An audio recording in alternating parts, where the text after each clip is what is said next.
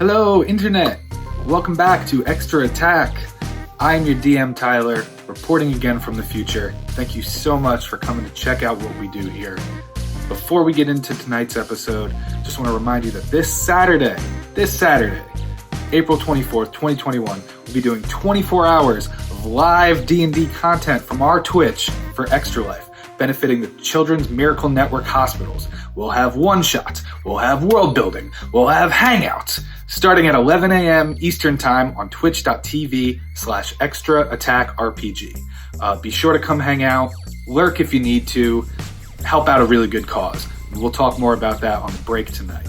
As a reminder, please make sure you're following along with us on all social media at Extra Attack RPG. Following us on everything, including on the Twitch and on the YouTube, really helps us out as a new group of content creators and will allow us to continue making the weird and interesting stories that we love to make and that we love to bring to you guys. I think that's about it. Short and sweet. So, without further ado, please enjoy the next episode of Dungeons & Dragnets, Rexxentrum Nights. Previously on Dungeons & Dragnets, Rexxentrum Nights. So what's the call? We take the package. Let him go.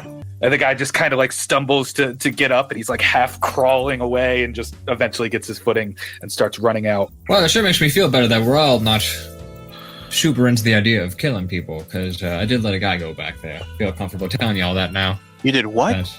The tabaxi kind of pulls off his hood, full black fur, bright yellow eyes, with like 2 or 3 braids kind of going towards the back. So perhaps you can help us. Who's us? I am Ray. I belong to an organization that is concerned about the state of Rexxentrum. And what the hell is so important in this goddamn chest? And he unwraps one of these packages, and it's just a shirt. It's a black shirt. This could potentially negate magic or deflect magic. Takes this, and he holds out a small golden key. Find me again. The locksmiths will unlock any door that you require. We'll make a non-magical fire on top of these shirts. State your purpose. I'm back to report the news of my job. Then what information do you have for me? Or are you telling me that this didn't work out? You gave me nothing. He goes, we got nothing. There was nothing to give. Welcome to Rexxentrum. You're vulnerable everywhere. Armand will contact us. Until then, I'm gone. Eventually make your way down the hallway and find yourself outside the office of Louis Richter. I take it that things didn't go so well. Well, Cap, I'm still alive, so there's that. Goldfang, well, his job is guildmaster. He collects the fees and the taxes and the tithings from the guilds towards the crown. He goes, yeah, but does he also have to deal in anti-magical crafts? Arness does have some of a selection of Crown's Guard and Righteous Brand under his control as a sort of security unit.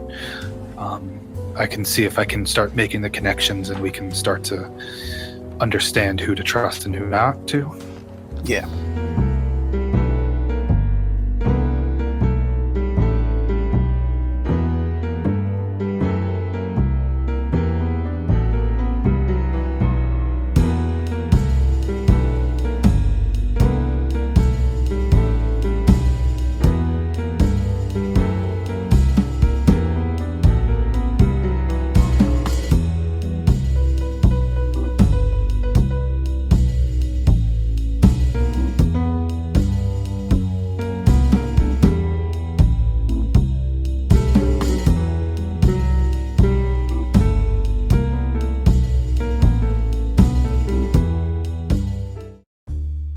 And it finds us now with the next morning. Chapps. Yes. Where are you waking up? Where are you going? So I went home, recovered after my near-death experience in this new job for me. Not really used to everything. Still a little bit nervous about the whole event, but I feel like I need to go visit the boss. I feel like I need to talk to him about some stuff. Roll me history. 10. 10. You know that the boss tends to move around from time to time. The office that he met you at the night prior is likely not the place he's going to find himself in the morning. Mm-hmm. Yeah, so Would there I know where he is? There is a couple of places. There's sort of a bar that he finds himself at from time to time. There is also a new warehouse that he's set up recently in the Tangles. With that roll of 10, those are kind of your two ideas. Yeah, not particularly good at history. And again, there's no so far even in this campaign we found, is there just like a my life roll or like a Yeah. what direction are we going roll? Yeah. But yeah, I mean, I think.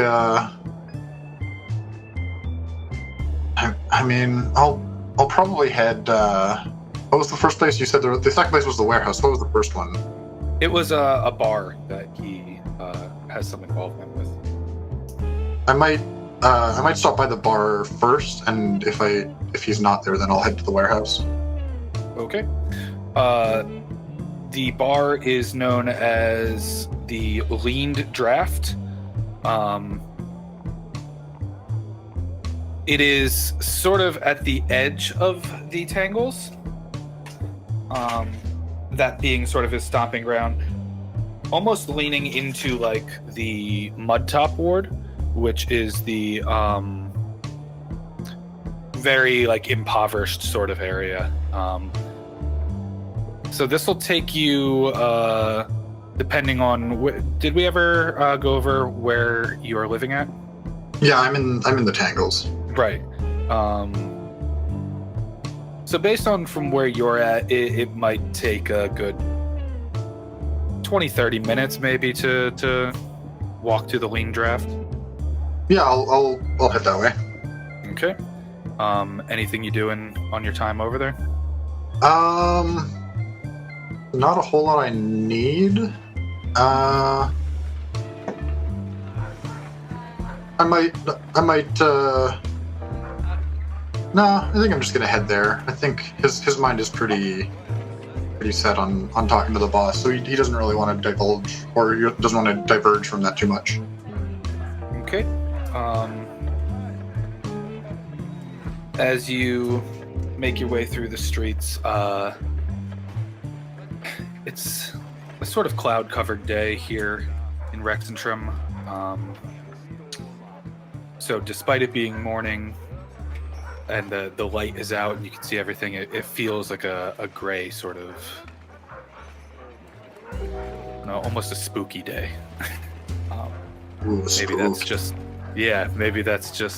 with the context of what had happened the night prior. But and I should rephrase this. To get the long rest, this would be afternoon that you're waking up. I apologize. Yeah. I wasn't sure if we slept for a day and this is like the day after, or if this is just kind of like the afternoon of. Technically the same day. It's the afternoon of. Oh, okay. You're walking through and you notice that the sort of baseline structures start to dilapidate a little bit. there's still some decent places around, but you can tell this is sort of the less wealthy district that you're leaning on here.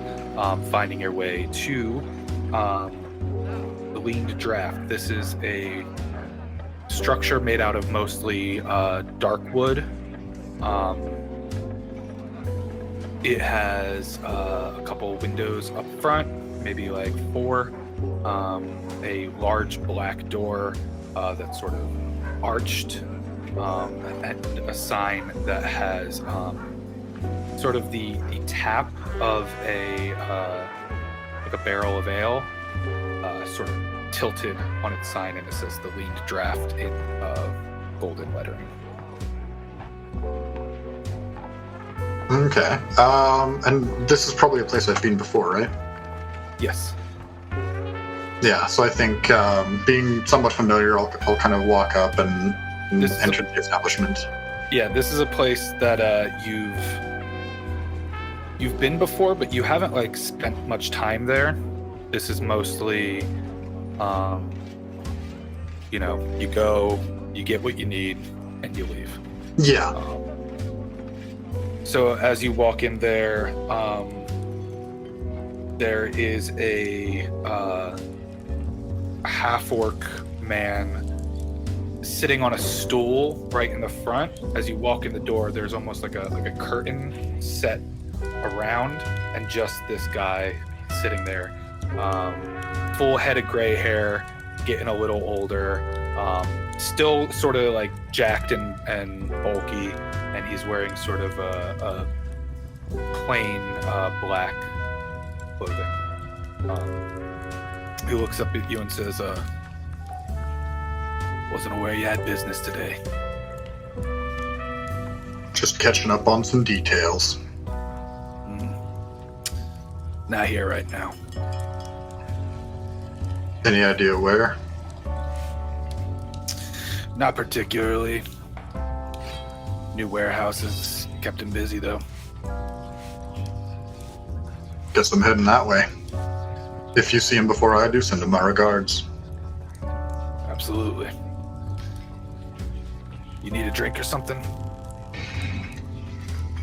Might help. All right, on your way through. As you walk through the curtain, this is a bar that has a very average layout. There's nothing spectacular or sort of exceptional in its layout or the amenities that it has, but it is noticeable in that it is all like black and gold. Dark wood, much of it painted. Behind the bar is a human man, dark skin, long sort of braided hair. He's just sitting there polishing some glasses, looks up at you and says, "Ah, Chapps, what can I get you?" Just my usual. Right. Which I'm sure he would know is like a glass of like whiskey. Yeah. He comes back with an actual glass of whiskey. As you remember at Marge's place, you had like cups. Yeah. This is a glass of whiskey with 1 square ice cube. He puts it down and says, "What brings you around so early? Didn't know you had business today." Just trying to recover from a rough night. Need to make it up to the boss a little bit. Hair of the dog that bit you? You know. Sure do. Well, He like swirls the ice around a little bit and takes a swig. Well, I've got some other sort of matters to attend to for the moment, but stay a while if you need to. No charge, of course. And he goes and starts continuing sort of set up and prep for the rest of the evening. And Chapps is just like, always a pleasure, and sits there for a little bit, drinking away. And then he'll be there maybe like 10 minutes, finishing off his drink. He wants to stay longer, but he again has business to attend to. But This is like the procrastination for much more dire circumstances. yeah, he's like, I've never been in a situation like this before, especially with the boss. But it's something I have to take care of. Yeah, right. But I don't know if you want to check in with others first. No. We'll deal with this. We'll deal with this first. Okay. We're doing it. Yeah, so he'll head out and head towards the warehouse where he suspects the boss may be setting up or doing other business.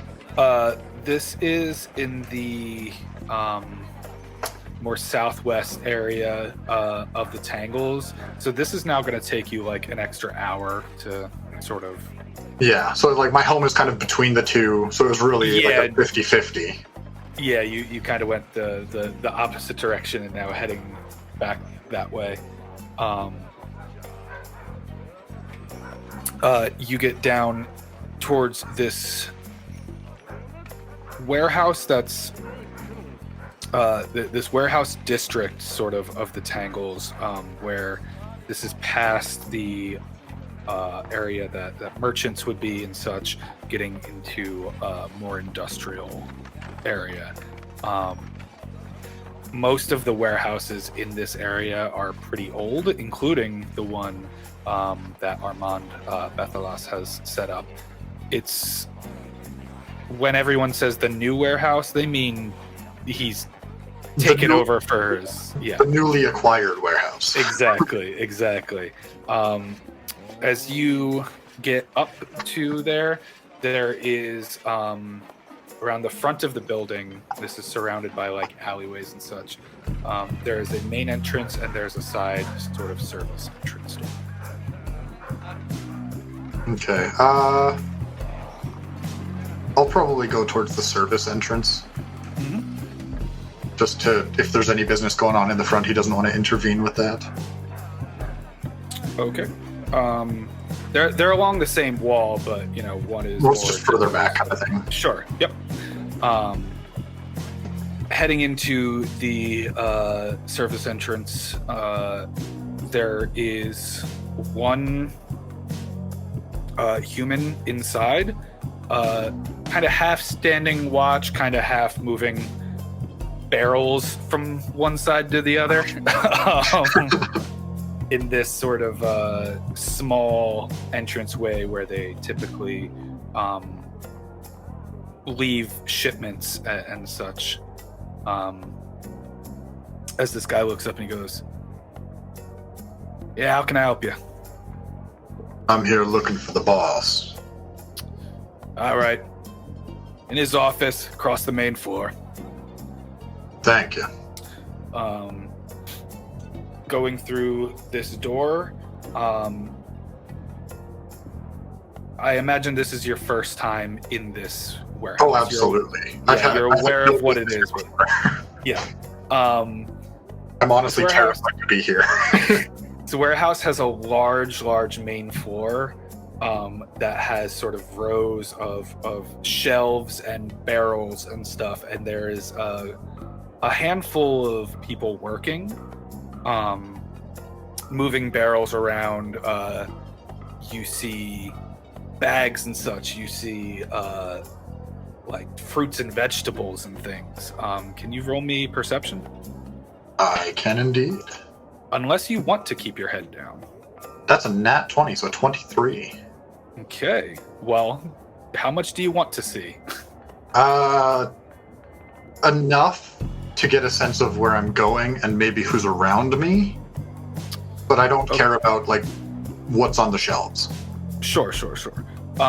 Yeah, you are looking around. There are, from what you're sort of putting together, you can see 7 people, a couple of half-elves, and mostly humans. All working, putting things, putting sort of bags and such into barrels, covering them with like produce at the top, essentially. Towards the back right, the way that this main floor works is there's a walkway that sort of goes along the length of it with all the shelves, and then that walkway turns to the left with a shelf on the wall, but there's this cutout area for a walkway that will go to a door that would be presumably the office of Armand. There are 2 men standing outside. Okay, yeah, so getting a sense of my bearings and seeing the people outside, do I recognize, are they kind of like his usual guards, or are these specifically posted here? You don't know them by name or face, but that's not unusual. Okay. Yeah, I'll start to make my way towards the office, and I'm expecting them to stop me when I'm getting closer. Yep. I know the procedure. Yeah, as they get close, they say, "Yeah, what do you need?" Can you let the boss know that Chapps is here for a visit? Right, 1 second.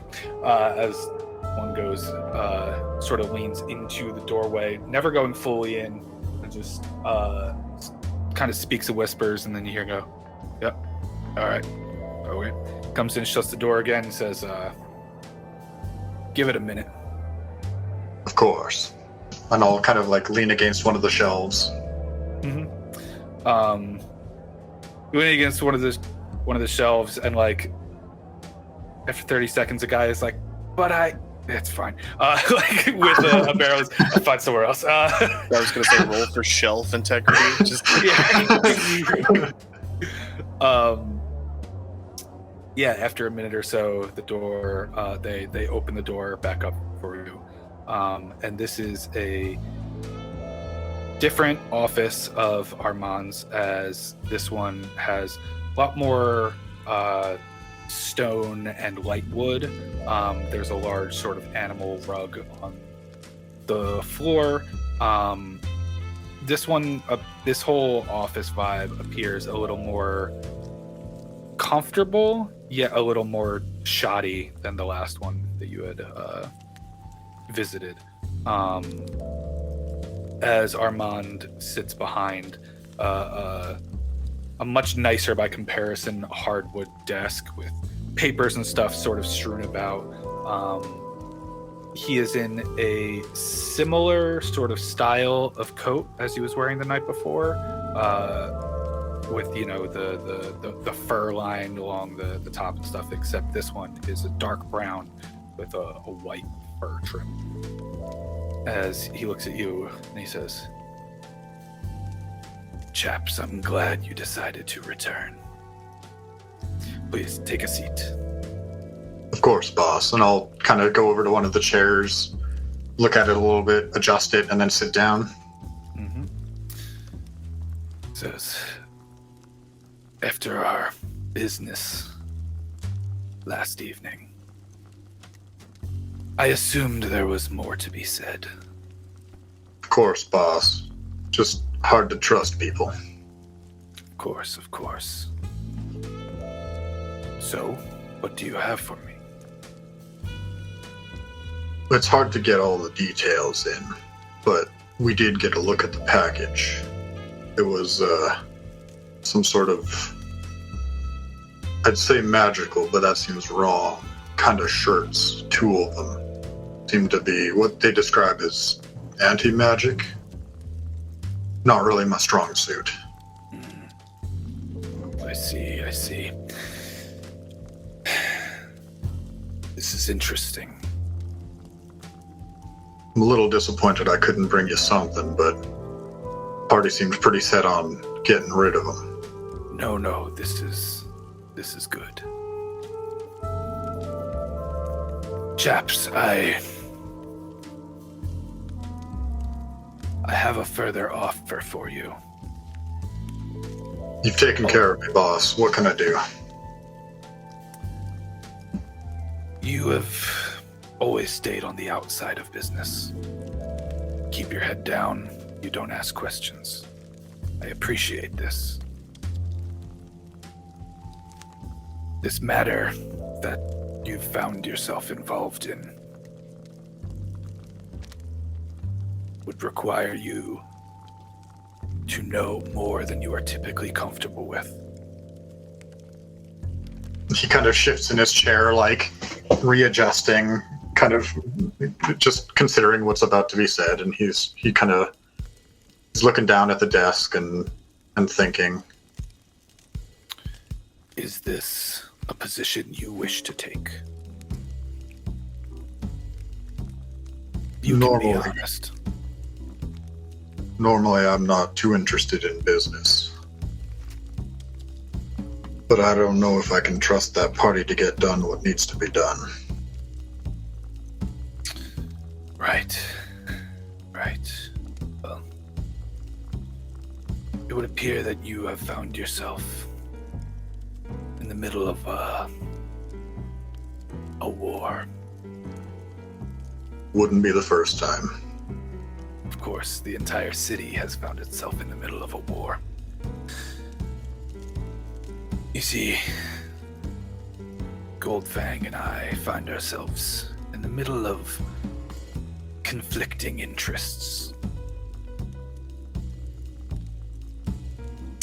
The product we are shipping from this warehouse seems to be the base material that has been woven into the garments you're speaking of.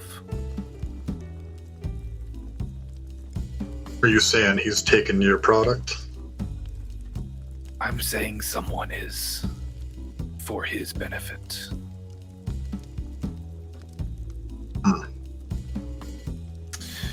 Naturally, I've been selling pieces of this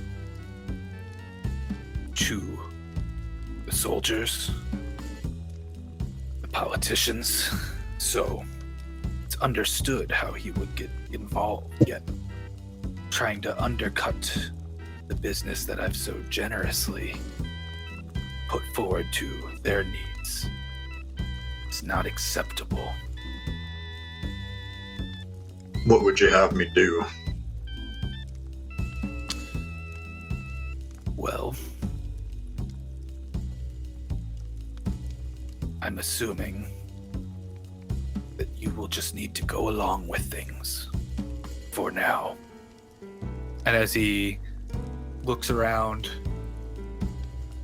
and looks at you and says, Chapps, I do apologize for the situation that you found yourself in. However, you've proven yourself more than capable and more than trustworthy. And he looks kind of out the window.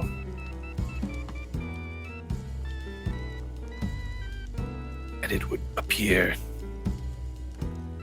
that they have come calling for you.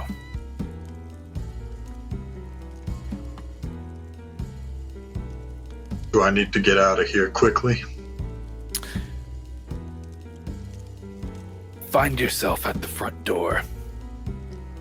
Do what they say. Go along with it. There's no hiding anymore. Of course. And that is where our strength will be. One more thing before I go, boss. Of course. That assassin Yes. said something about locksmiths. Don't know if you heard of them. Interesting. I haven't, but I'll keep notes. If I hear any more, I'll do my best to give you some more. Appreciate it. And he pulls out a bag of gold and he slides it across to you and says, for your troubles. Thank you, boss. And he'll take the bag and he'll kind of pocket it. And he'll stand up, kind of nod down to the boss very humbly, and he'll head towards the door and make his way towards the entrance. Walking through the busy floor again, you find yourself going through the... Before I forget, how much gold was that? That was 1,000 gold. Oh, shit. Yeah, A lot of gold. Yeah, he's a wealthy man. This ain't no small matter you found yourself involved in. Yeah, No. I think when he realizes the weight of the bag, he's kind of like, oh, fuck, what am I doing now? Yep.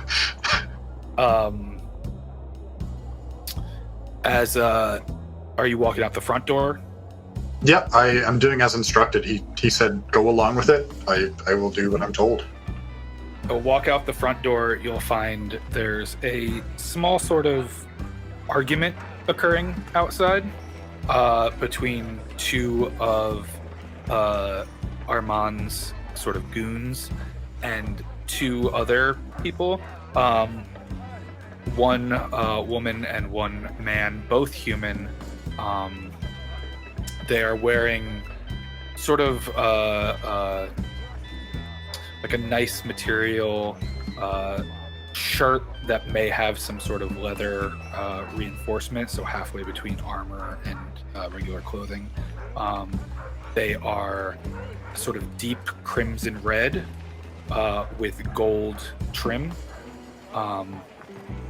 As you walk out, you hear from Armand's people, all right, he's here, it's fine. As you walk out, they both look at you, and the woman, she says, Chapps, I presume. I'm told you were looking for me. Yes, well, seeing as you're involved, Goldfang would like a word.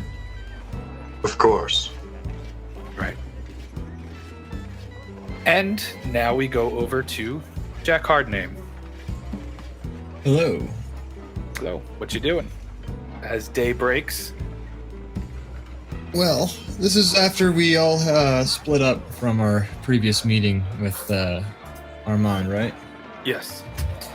So Jack Hardname is going to go and he's going to procure a weapon for himself. He's going to get a flintlock pistol from an arms dealer. And some ammo. Roll a d4 for me. Didn't even have my dice out. Give me 1 sec. Classic. What, do you come here to play pretend with no mechanics attached? I always forget the dice. Hit a D4? Yes. 4. A 4. The only place you can find access to that sort of weaponry on short notice would be through the Empire themselves, through your connections with Captain Louis Richter and the like. The gun itself would cost about 100 gold pieces. Oh. I don't have that. Well, you know, they can sort of like a leasing sort of situation where you do sort of installments of payment. I'll put it on layaway. Yes, essentially. For a down payment of their first ask was 10 gold. 1 gold is 10 silver. That's all my money, but I'll do it. Okay. That doesn't mean I can't afford any ammo, right? No, you've got a couple rounds with that. Okay. So yeah, I buy that gun. Fantastic. I'm broke. That's how we don't retcon things. I was like, well, that makes sense. We can do it that way. Right now, yeah. And then he's going to go back to his office and try to figure out how to repair his window. And then he's probably going to hit the hay. sure. I imagine for now you've got the typical just like plywood board kind of nailed up. Yeah, just like it's kind of covered up like you would a car window. Just sort of like adhesive and garbage bags and whatever. Yeah, for D&D appropriate setting, it's gonna be animal skins, let's say. Gross. He didn't even clean them, just like bloody animal skins, adhesive up to the wall. Wow, Jack Hardname, professional. So as you find a sort of troubled rest, what will you be doing in the daytime? As you wake up, it's around 1 p.m. So basically, somebody's gonna come knocking when they need me again. I got business to run. So I'm gonna do what any good private detective does, and I'm gonna sit in my office and drink a whiskey. Fantastic. Oh, and I have a monologue. Hold on. Not prepared. I'm just gonna say shit in a second. Well, I gotta get Willem Dafoe out of my. Okay. This makes no sense to an audience. There it is. There we go. Well, I've stepped in plenty of shit, but this was by far the smelliest. I had nothing to do but time to kill and a window to fix. But thankfully I had a gun. I felt with the heat under me, maybe things wouldn't feel so cold. Just like any other day, I sat at my desk. Now I drank my troubles away. The only thing I knew how to do, aside from shooting at them. Shit. The shit was not. Shit was shit. So yeah, and that's he's gonna drink at his desk and wait for clients or another fucking brick through his window, I guess. Ida. Yes. You wake up in the afternoon, in the sort of gimmicky room of the Hound's Helm bar. What are you doing?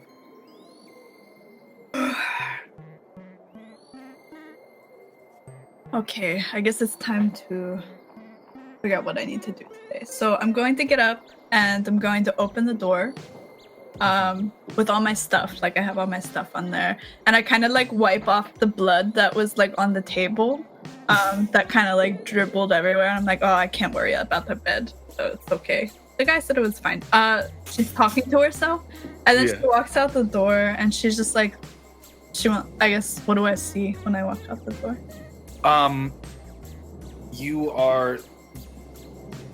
Your room is kind of situated in a hallway. So say the bar is here. To the right of the bar is this long hallway with a series of rooms. So you find yourself standing in the hallway, looking down. You see sort of the open area of the room, of the bar. The walls here have sort of portraits of dogs along the hallway. Mm-hmm. I'm gonna take a look at some of the portraits to see what kind of dogs. The first one you see is like a dachshund, like a tiny little doxy. Mm-hmm. The second one you see is of like a German Shepherd type. Oh, that one's big. And then the third one is a Dalmatian that has like a red and gold like crown on. It's kind of silly. Oh, so silly. Okay.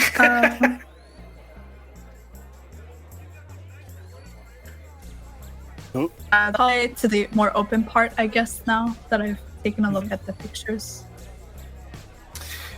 You walk out and there is a handful of customers sort of eating, chatting.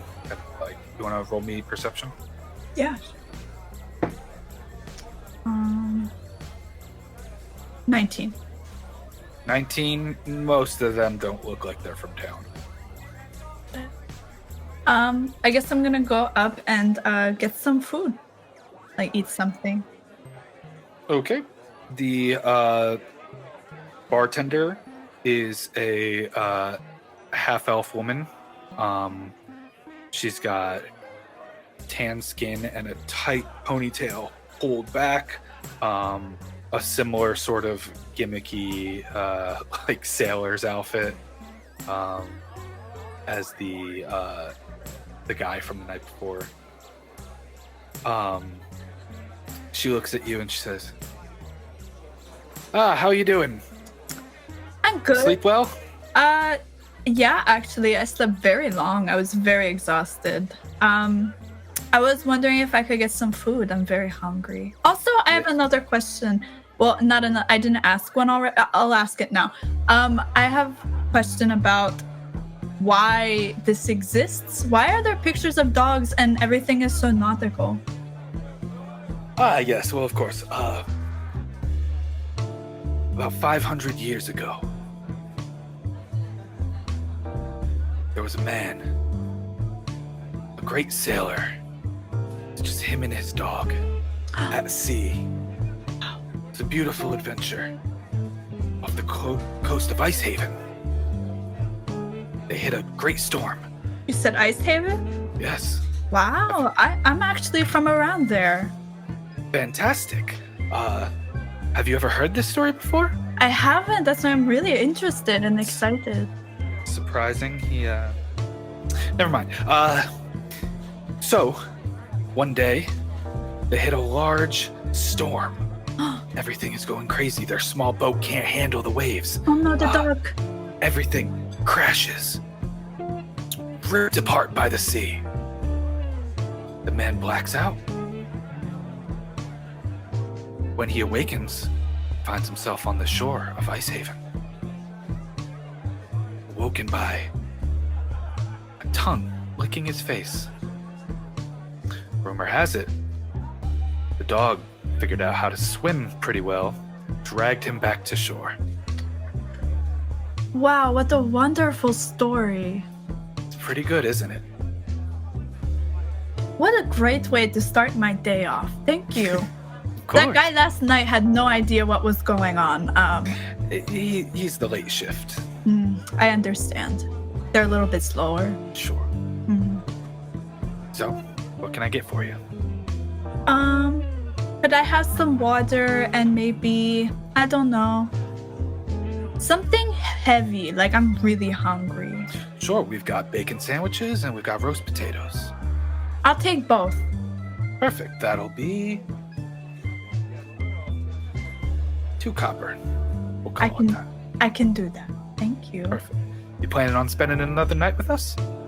I don't know yet. I'm kind of just seeing things and doing things. I might come back. I don't know. If you don't mind. Without overstepping, of course. May we have the key back for the day? It'll still be here when you get back. Of course. She hands the key back. Thank you very much. Thank you for the story. I'm excited for this food. If it's as good as your story, then I'm gonna be very satisfied. We'll bring it over to you. And safe travels, sailor. She winked at me. Okay. She feels really good. Her face just starts blushing. Yeah, right. Is it like a white sort of blush? Yeah, it's like white. Like her face starts turning a little bit white. It's like, A little flushed, yeah. As you sit down, eventually, sort of like scrawny teenage human in the same outfit, just looking real upset, comes and brings your food and your water over, and he says, "Aye, aye, Captain," and walks away. Oh, I'm a captain now. This is great. Okay. I'm just gonna eat my food. Eating your food and such. Thrush, what you doing with your day? Thrush. We know you had woken up in the barracks and talked to Lily Richter. Yeah. Thrush is just hanging out on a corner, trying to make some money, playing the old lute. Roll me performance. Sure. That's a 19 there, pal. I like that every time you roll decent, you say bucko or pow or bud. Makes me happy. And then I don't, and it's just like, fuck! Yeah, right. That's a 2. Your performance is good, considering the sort of anxious, chaotic evening that it You can't let how you feel get into the performance. The performance is the performance. Of course. People aren't going to enjoy it if you say it all the time. Are you still in the tangles? Yeah, I'm probably still hanging around the tangles. I go everywhere, but I tend to gravitate back towards the old The old tangles. Mhm. Most other districts don't like people bumming around for too long. Sorry, I'm just looking at something. Yeah, so you were kind of near the what's known as the Vigil Circle right now. This is a sort of circular marketplace area. So lots of people around, lots of people visiting, lots of people getting groceries and the like. People enjoy your performance. You get a total of... Let me roll something.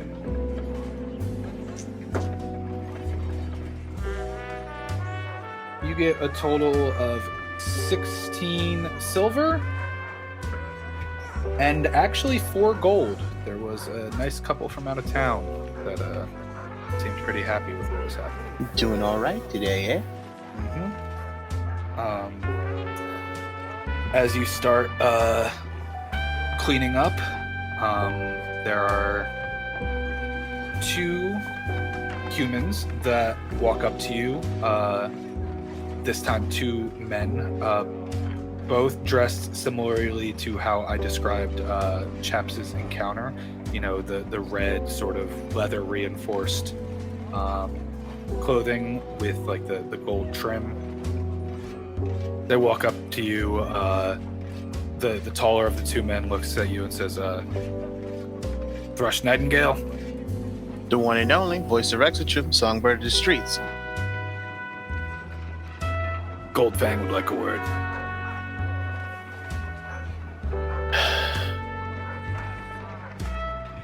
Any clue what about? I mean, I'm just a lonely street performer. I'm sure you'll learn soon enough. Come on. Thrush, like loot strapped on the back, kind of just like you can see, like very quietly, it's just like holding the handle of the rapier and goes, "All right, fine." You're not dying today, bird. You'd think that, but you know, lead the way. Eira, as you finish up your food, and as you get up to walk outside, posted up outside of the bar are 2 women. This time it's a human and a half-elf. They're sort of just leaned up against the wall across the street, wearing that same red and gold clothing. As soon as you walk out, the half-elf kind of hits the human and walks up to you and says, you fit the description? You're gonna come with us, okay? Goldfang would like a word. Fit what description? Look at you. Come on. Do I have blood on my shirt?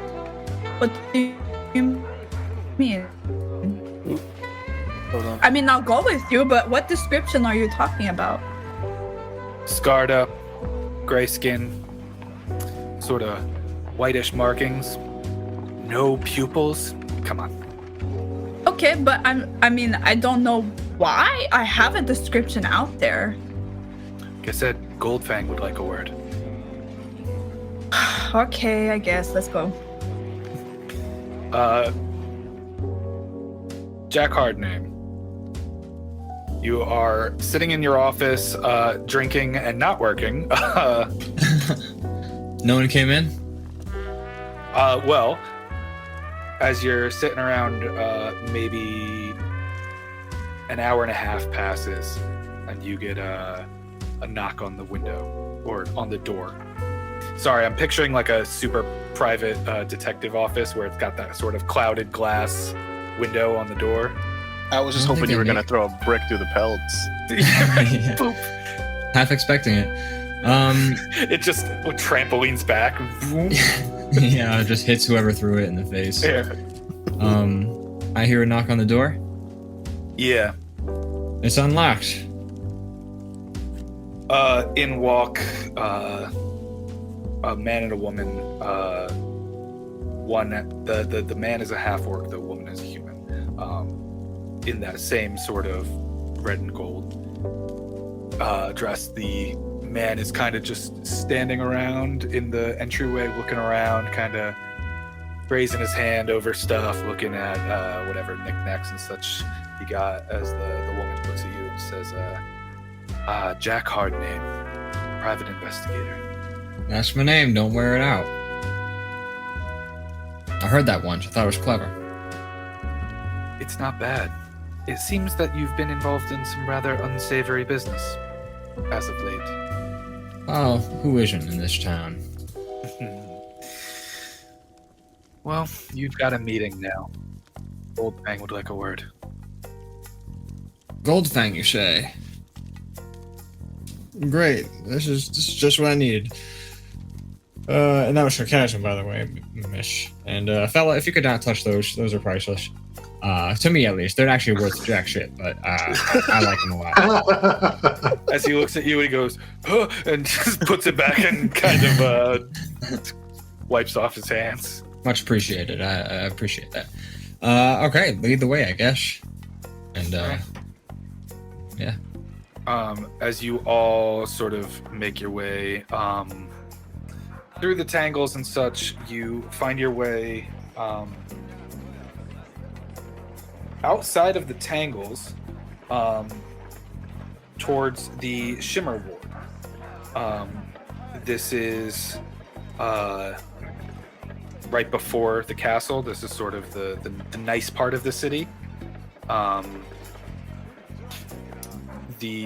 Each of you on your way are getting led by your pair of like operatives, I guess, into the very nice and clean sort of streets of the Shimmer Ward until you find your way to an establishment called the Gin Mill. There's a large city building, and this is just sort of the front area of it. It's all black with golden trim in sort of like an Art Deco style. The first of you to arrive are just told to stay here. Eventually, the whole group starts to come together. You are all now seeing each other outside of the gin mill, convening in on one another with your respective sort of Goldfang operatives. I've definitely just tried to make friends with the guys I'm walking with. Like, as much as I hate this, I'm just like, so then I said, that's no kindergartner, that's my wife. And then they're just like trying to crack jokes to see if I can get them to crack. One of them What's chuckles. the start of that joke? One of them kind of chuckles, and the other one says, "Shut up, you idiot." He goes, nah, this guy gets it. You're right, John. You get. I like pat him on the chest, kind of deal, like, yeah. My name's Jeff. He goes, okay, Jerry, I'll talk to you later. You're right. And I go like walk up to everybody else, and I go, so none of us have died. He goes, count our lucky stars. I stayed in a wonderful place last night. He goes, wait, which spot? The one with the dogs and the nautical stuff, the fun one. The hound's boat or whatever. It's weird. It's oddly placed, isn't it? It is, but the woman had a very wonderful story. I really like it. Yeah, it's a wonderful story. Yeah, It's a great story. It's from Icehaven. That's where I'm from. So it's really nice to hear a story about, Yes. A lot of sailing happen over there in Icehaven. Yeah, kind of. Can both of you roll me history? It's a 21. 21. Yeah, boy. 21. I got an 18. 18. You would both know Icehaven is the port itself of Icehaven is used. It's kind of the main or one of the only ports for the Dwendalian Empire, because it's a mostly landlocked area. Ice Haven has a lot of sort of important military and political trade happening. It's not like a common marketplace. It's very cold, very icy. Not much casual sailing happening there. No, some sailing. Not really. It's cold as shit, and Sounds like a bit of a bullshit story to me. shut up, Chapps. What are you talking about? Thrush doesn't even like say anything. He just chuckles a bit to himself. It's like he goes, anyway, seems that we have a meeting with old what's his face? Gold face. Gold jaw. Gold. Interesting. The Gold person I tooth. thought I'd be seeing would be Armand, but it looks like maybe word has traveled about our exploits. It's To be- oh. absolutely fantastic. To be honest, I thought his name was Butterfinger for a few minutes, and I was like, why are we going to the Candyman? But it's not. Then I kept hearing Goldfinger, so we've got that sorted out. Goldfang. It's time to think this party doesn't know anything about respect. Gonna get us all killed. Because now the metal man, he gets it. He understands. We're all gonna die. None of this matters. All right.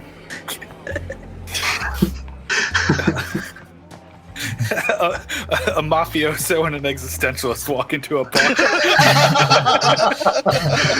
They surprisingly get along. Yeah, right. As you guys enter, and the other sort of operatives disperse, you enter. See you later, Jeremiah. And there's a long black hallway that you're faced with. Right. At the end of it is just an orc who's standing there in sort of like a bow tie and like suit. He's got the little like waiter apron on. He's just standing there. Are we just instructed to like walk down this hallway? You haven't been instructed of anything. Do I'm gonna we lean go against the talk- wall. I'm not moving until I'm told to move. Do we go talk to that man over there? He's the Hey, only guy buddy. here. Hello, sir. Are we supposed to like walk over to you? What's the deal? That would be the only way. Oh, he's kind of nice. I mean, yeah. All right, Start I walking. guess we just walk over there. Yeah, I'll just move along with them. This is like a large black hallway that's you can't see any source of light, yet it's just kind of lit up. And he says, well, how can I help you all? I assume you're to be expected. Seems hope that so. way. Right, well. They should be wrapping up shortly. Allow me. I will show you the way. As he kind of just touches the wall behind him, and it opens up a door, like a sort of break in the wall. Well then. And as you walk in through, this is a large sort of ballroom setup. Everything is kind of like black with gold trim and this Art Deco style. It's pretty busy right now. Lots of tables. At the back end of the room, there is a stage with a band playing. They're playing sort of like an upbeat like swing tune. At the back there's a bar that is fully stocked with two bartenders. As this orc sort of shows you along the way towards a side area that is sort of roped off, where there is an entire black booth, kind of like circular with a table at the center, where you see 3 people speaking to each other. There is at sort of the very back of the table, so you can face everything that's going on. There is sorry, I have it written down here. So many notes, not enough screens. Agreed. Those. All right. You see a human man in his, I guess, 50s. He's very tall and thin. He's got like a large sort of like wide brim black hat on, and sort of a graying mustache. He is wearing like a deep crimson red sort of like lounge, like a smoking jacket type of thing. On his hands, he's got a bunch of gold rings. Around the other sides of the table, you've got a very old-looking elf who's wearing sort of like white and gold robes, and next to him is a very young elf with light blonde hair and like a blue and gold clothing. As you walk up to this area, the orc walks over and says, Mr. Arness, my apologies. As requested. And then the center man with the large black hat looks up and says, "It's no problem. We were just finishing up. Please, my friends, come in." And as the other 2 stand up and start to walk, he says, "Allow me to introduce Martinet Nudinus Deleth of the Cerberus Assembly." And he motions towards the old elf, and then he motions towards the young one, and he says, "This is Lord Desrin Thane of Nicodranus. We were just conducting business. Please, gentlemen, I will see you soon." And they kind of like both nod to you as Ludinus looks over and says, "Lovely to see you, chaps." And then they both walk away. I kind of like look down, and he's just completely like almost shutting down at this point, seeing Ludinus, and he's just like, "Long time no see." Do we peg this? Do we spot this? Oh no, he's like No, I mean like just us looking at Chapps like. Oh yeah, like he would not be able to hide this reaction. Absolutely not. And Ludinus wasn't trying to keep that like a secret. That was just something he said. Definitely do like a side eye on that one. Just.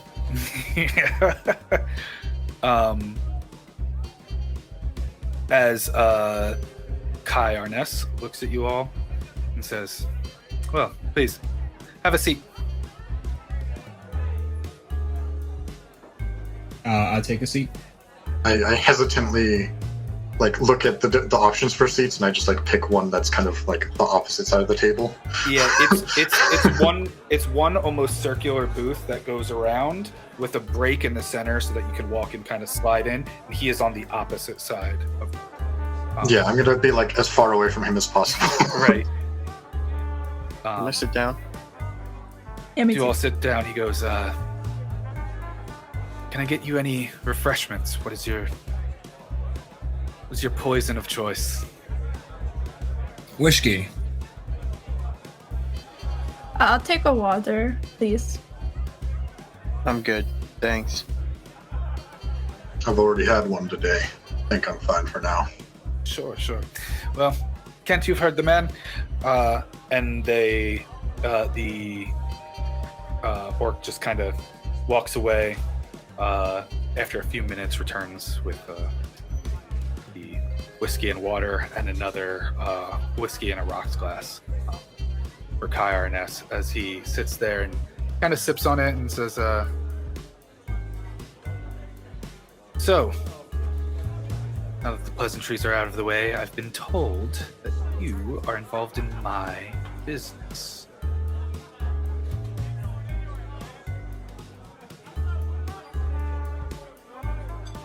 And what Well- business is that?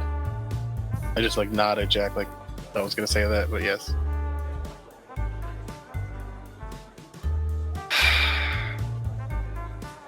Let's not play coy. I'm not in the business of fish. That's a pun. So you're clever enough to recognize that. Fantastic. Tell me, what were you doing at my drop? We were just out for a stroll, just happened to see a man standing there in the dark, and then slowly he was approached by a large carriage, and then we were like, that's odd, it's late, what's happening here? And then some things went awry. Sure, and this has nothing to do with Armand Bethelas. Armand Bethelas. Oh, you mean from the family, the Bethelas family? Yeah. He goes, I thought he was a little brother. I thought he wasn't doing anything. Roll deception. Ida is just like drinking her water. I've like pulled out a coin at this point. I'm like rolling it across my knuckles, just trying to like That's- focus on something else. That's a natural 2, so that's an 8 there. Says, I've heard about your tall tales. It's cute, but I would like to know the truth. Truth. As he kind of like gives a big smile and does like one of these, and you see these two sort of golden fangs on his teeth. I got that's kind of like a look of like, so that's why. Okay. Because people call themselves crazy names. You never know. I knew a guy once who called himself Tiny, 7 feet tall. What is this, a Guy Ritchie movie? Thrush kind of gives a look over to his companions, just like to kind of meter with their response to me about the same words. Ida is just drinking water. Like, she's very nervous. Like, she's like, I really don't know what the best option is right now. I mean, I try and tell. Wait, thieves can't be very obvious. I try and like blink at Thrush in a way that says we should just be upfront that we had a gun to our heads and that we had to do that because maybe then the guy will listen. I think at some point when everyone's quiet, Chapps is just like, just doing a job, doing what I'm told. Thrush is just like, you are blinking an awful light right now. Okay. Yeah. What the metal man said. We had a job. We did the job. It's not a you thing. It's an us thing. You must understand how it became a me thing. It's wait. First off, what would you like to be called? Because Goldfang. you try to be polite. You say people's names, and then they're like, "No, it's Mister." What do we call you? Because people with a higher stature, they get names, they get nicknames, and then it reaches the bottom level, and then someone on the bottom level calls them that name, and then they're dead because they were disrespectful. I'm just trying to make sure I'm doing the right thing here. For now, call me Kai. We'll see how that holds up. Does anybody else want Goldfang to sound like Christoph Waltz? I can't do that voice. I was gonna say, You wait, said it would wait be to put great. Tyler on the spot. You're like, Tyler, I need you to be Christoph Waltz right now. Let me see It would what's be the good. best. What's the best Christoph Waltz I can do? Well, it's not your game. Yeah. So You can't- see, let's the thing not- is, you can see how it became my fault. I mean, yeah, that's essentially. Yeah, that's how he would be. Except I can't do that voice. In your own headcanon, you can play that voice back, but Christoph Waltz. Okay, as I was. In the movie version of this campaign, we'll hire him. Christoph Waltz will be there. Great actor, 10 out of 10. So, Kai, you gotta understand, we were a bit bent over a barrel on this one. Yeah, when somebody says, when someone puts a gun to your head and says, "Knock off that cart," you kind of do what they say.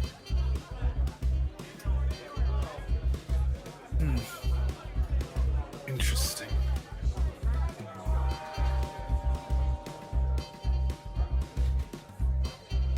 And how much did you learn? I feel like I didn't learn anything. I feel like it takes a lot for Jack to learn anything. I've read a lot of books without learning a damn thing out of them, so, you know, this whole experience. Kind of a similar situation. It felt like reading a book. Then I didn't learn anything. I'd say we learned that you're dealing with more than you might know. And by that I mean everybody's after something here. We just want to be out from under everybody. Meanwhile, you want to make these. Now, you gotta pardon me. Shady ass drops at night, and the Aman wants whatever it is for some reason. That I don't know. That's not why he hired. That's not why he sent us there. He sent us there to find out what was going on.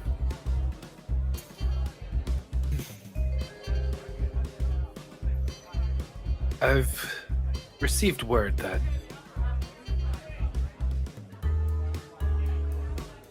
my drop did not make its final receiving point.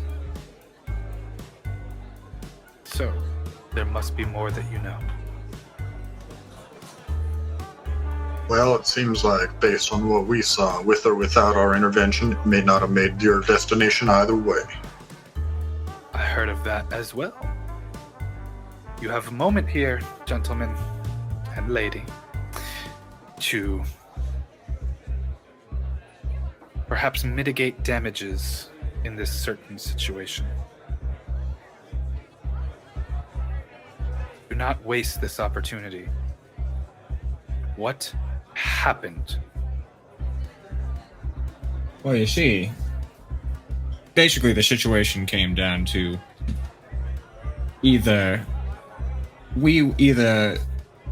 basically somebody else not involved with you was intending on taking these goods and using them against you. We made the strategic decision that you'd rather, or, you know, pretty much anyone in this person's crosshairs would rather not have these items used against them. So we made the decision to destroy them rather than let them fall into hands that might cause you or us harm, or really just anyone. We didn't want this third party we don't know anything about to get these items.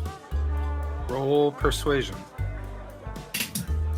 So basically, Kai, we were bent over a barrel again, and we decided best recourse was to make sure no one got the goods. And that was a 10, but do I get a help action for what Thrush just said? Yep. Oh, thank the Lord. That is a dirty 20. Nice. I got your back. For the first time ever. I know. Trust me. This is less of. I say I got your back. That's more of an Aaron statement. You've got, Right, you've got me getting your back. Yeah, essentially, it's just me covering my own ass. Aaron has Ian's back. Yes, always. Oh, I'm going to be very mean to Ian forever. So it's just I need him to know that he positive energy every now and again. Mwah. This guy kind of looks back and forth at both of you and says, "So you were doing me a kindness, is what you're saying?" not by choice, or not, not directly, but sort of it happened that way. Yes. Jack, you really got to learn how to spin that into just yes. We were doing the right thing. I feel like this fella knows if we're going to be lying to him or not. I so mean, might it's as not well. technically a lie. It's Circumstantially it's more a beneficial finesse. to prevent You got to learn to the the wrong finesse there, bud. What? I see. And who? Finesse had never been a strong point of mine. I was known to take the front door, and if the door was locked, to break the window. But in this situation, maybe a subtler touch, a lighter hand, was more in order. I guess we would only know until our fates were sealed.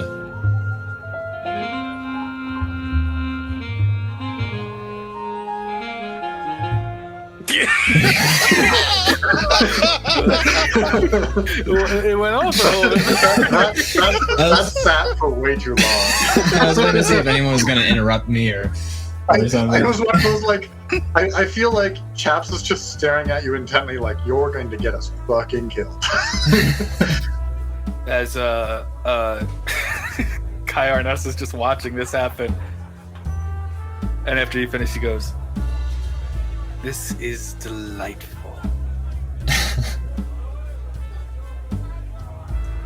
So, this mutual action that you have done for me, who was it so important to protect against? Now, this is Rexxentrum. Everybody. Yes, but I have been told that after murdering some of my men and scaring some others away, that you seem to have made a sort of pact with this third party. Or at least it appeared that way. So, it seems that you are more beneficial to me than you may have previously understood. Who was this third party? I don't even know. I don't know. Somebody trying to be a goody-goody two-shoes, it seems.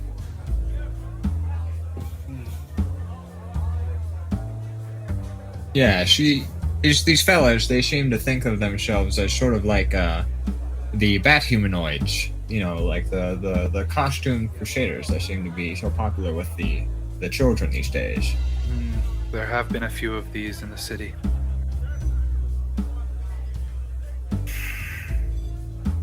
Such troublesome things. So, of course, the king doesn't approve of these sorts of vigilantes. I mean, I'm a vigilante, don't get me wrong, but I'm a vigilante for hire. I don't do it out of the goodness of my own heart. So you're saying you're for hire? Yeah, if you're paying. Of course. It's my business. And not murdering me at the end of it. That's also sort of...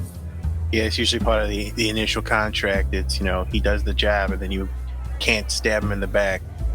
Yeah, I usually appreciate when I don't get murdered at the end of my jobs. Just like that offshoot look of like...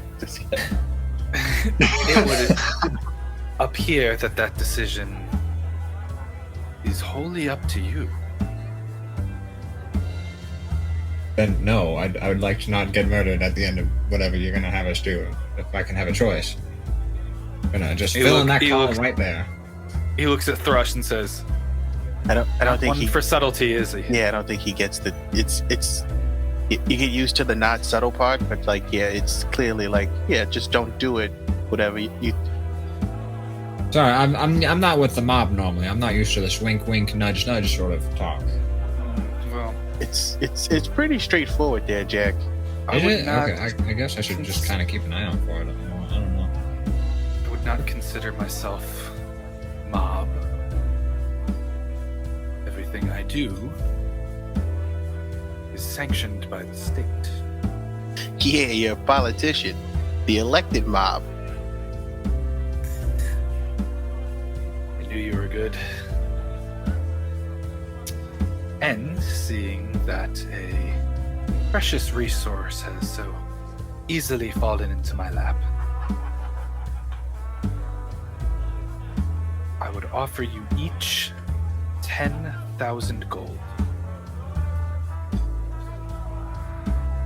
Now I have your attention, don't I? I think you get like a bit of an up glance, and then Chapps kind of feels the weight of the gold that was put in his pocket recently, and he kind of like looks back down and he's like, "What would you have us do?"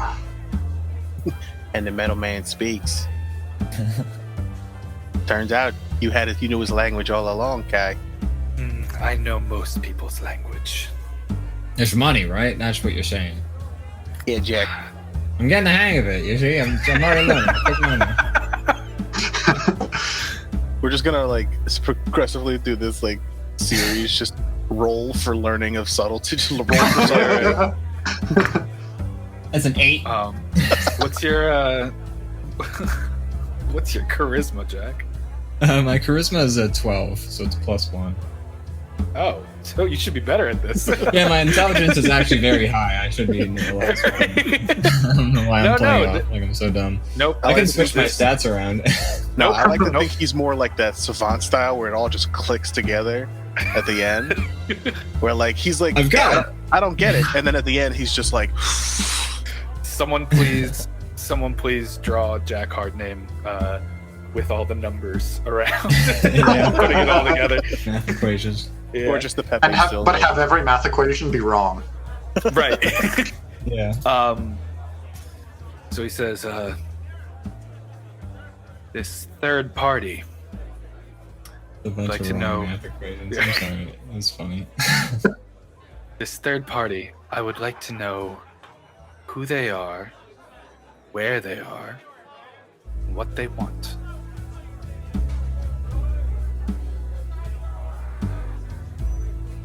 Where?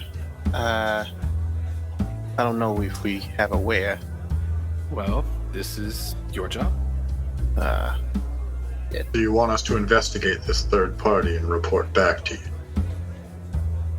Precisely.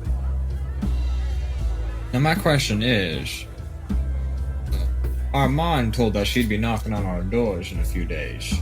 Maybe it could be right now. We don't even know. Of course. Do you have any sort of way of maybe keeping that fella off our backs?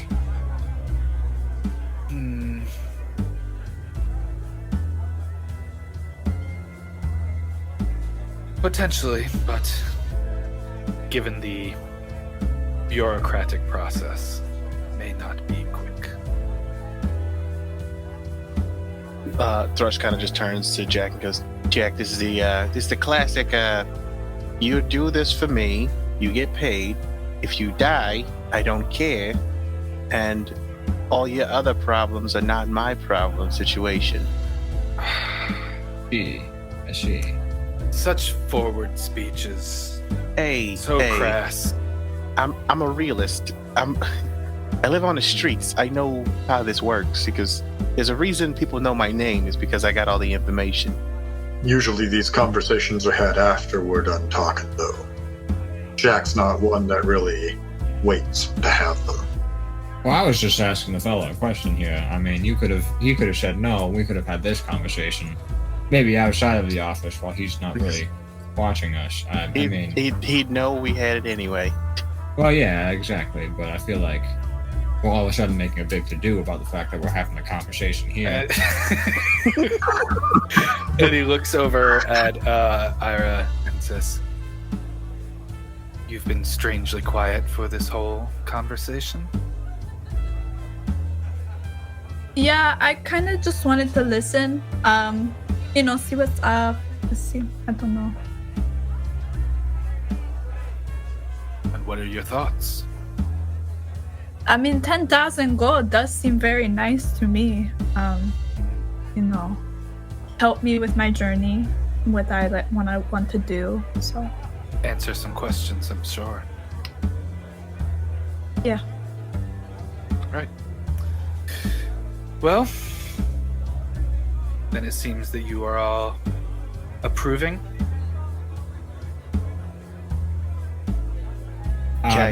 Can I ask you one question then? Sure. Is no even an option? And then I just put my hand out. Actually, I had picked up on that one that time. I knew that one without having to ask it. And he puts his hand out and sort of grips it pretty tight. And then when he lets go, you've just got a platinum coin. You just see me like make it like palm it like. Oh, I'd like to shake your hand too. Roll perception, Jack. I've got something on layaway I need to pay off. Perception. That's gonna be an 11. Yeah, you didn't see that. Damn it, I was gonna use my luck. I was gonna use my lucky yeah, feat. try it out. Well, I can't because you already gave me the outcome of the roll. No, I don't give a shit. All right, It's not that consequential that it's like. that's a dirty 20. Then yeah, you saw it. I'd like to shake your hand as well, sure. I'm just Right, watching. yeah. I'm just watching this interaction happen, and even if I didn't see the coin, I'm just like, See, I don't mind. I don't mind sort of fudging the rules in that regard because no matter what happened with that reroll, it's not of any real consequence except to you. So, It's not gonna save anybody's life or anything like that. Right, and also you used the feat, so it's a more of a strike against you than me. I get it back at a long rest. if you survive long enough. I'm feeling lucky again. It's more just like in my head. I'm like, when's the next time you think we're gonna get a long rest? Yeah, I plan on falling asleep right now. This is a comfy chair. You just shake his hand.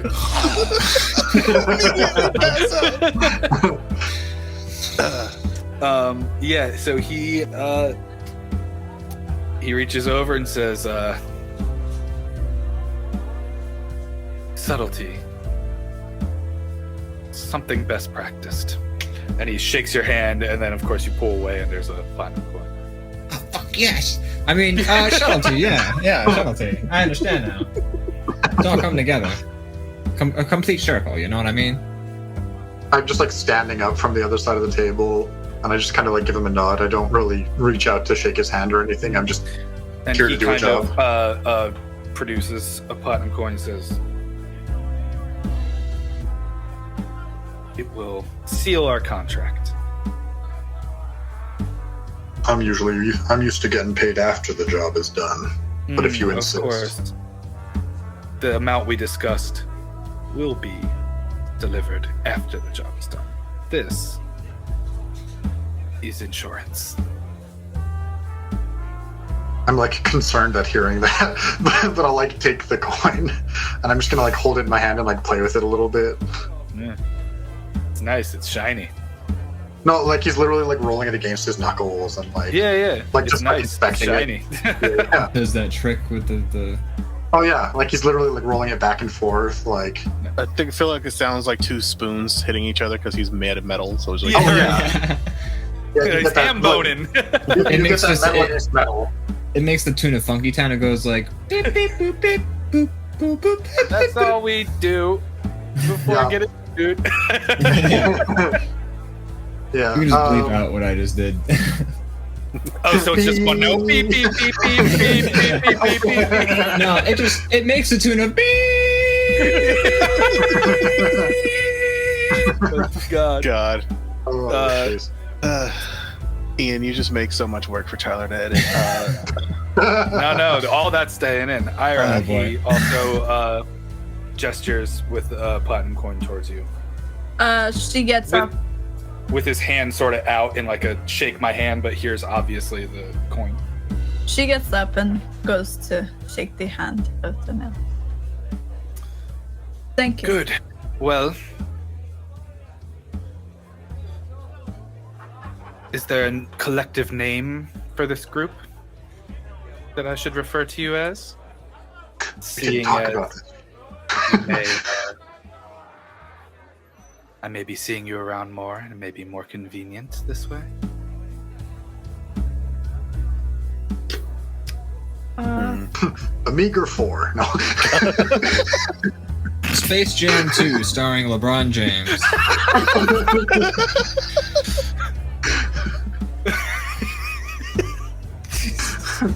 Maybe it would be best if we come back with a name and tell you. Is that okay? Can we think about it? Of course, no flair for the dramatic or anything. You see, our first hit with the caravan was Space Jam 1. You know where you can find me. And if I'm not here, someone will know where to find me. You say not a flair for the dramatic, and Thrush just goes, "Boyo, I am the dramatic." He goes, "We're just a bunch of unfortunate ones." Then I go, "By the way," I like point to the band. I go, "This your joint, yeah? Let me know if And you ever need. everything except for name. Let me know if you need an entertainer anytime." And then I start leaving.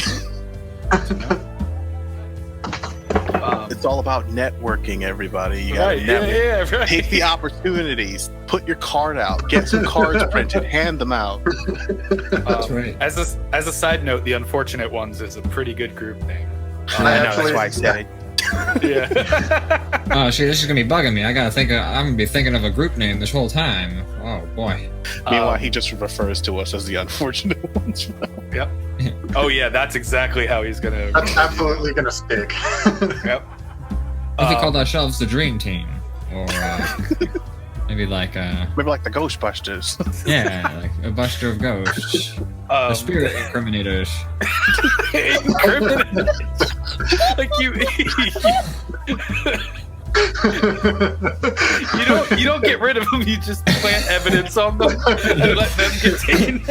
Hey, I found this gun here with the ghost's fingerprints on it. Oh my god! What? Is that a bag of drugs I see?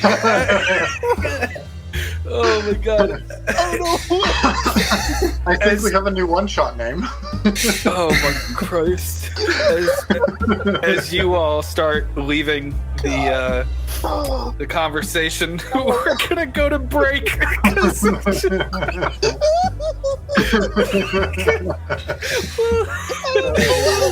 Spirit and incriminate.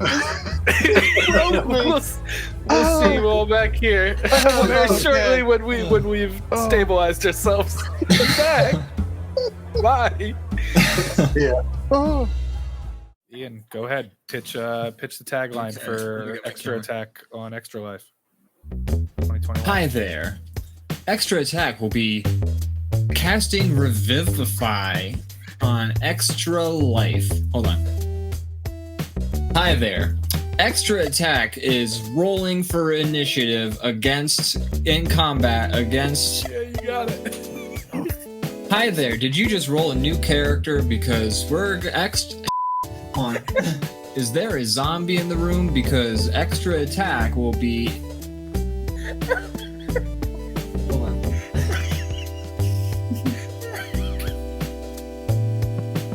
Hold on. Right at children's cancer. You hear ominous music. I didn't have it ready. Hold on. You're gonna need a lot of dice. Hi there. I didn't have anything planned when I turned around. Okay. What was the best one so far? What did we think was working? Hi there. Extra Attack found a bag of holding with an extra life in it. So come check us out when we do 24 hours of extra... Wait. Oh, that was pretty good, actually. When we do 24 hours of Extra Life, Extra Attack is going to be doing extra D&D that day. All sorts of homebrew campaigns and regular brew campaigns, but you better be there for the children. Yeah, that wasn't bad, actually. Hi there.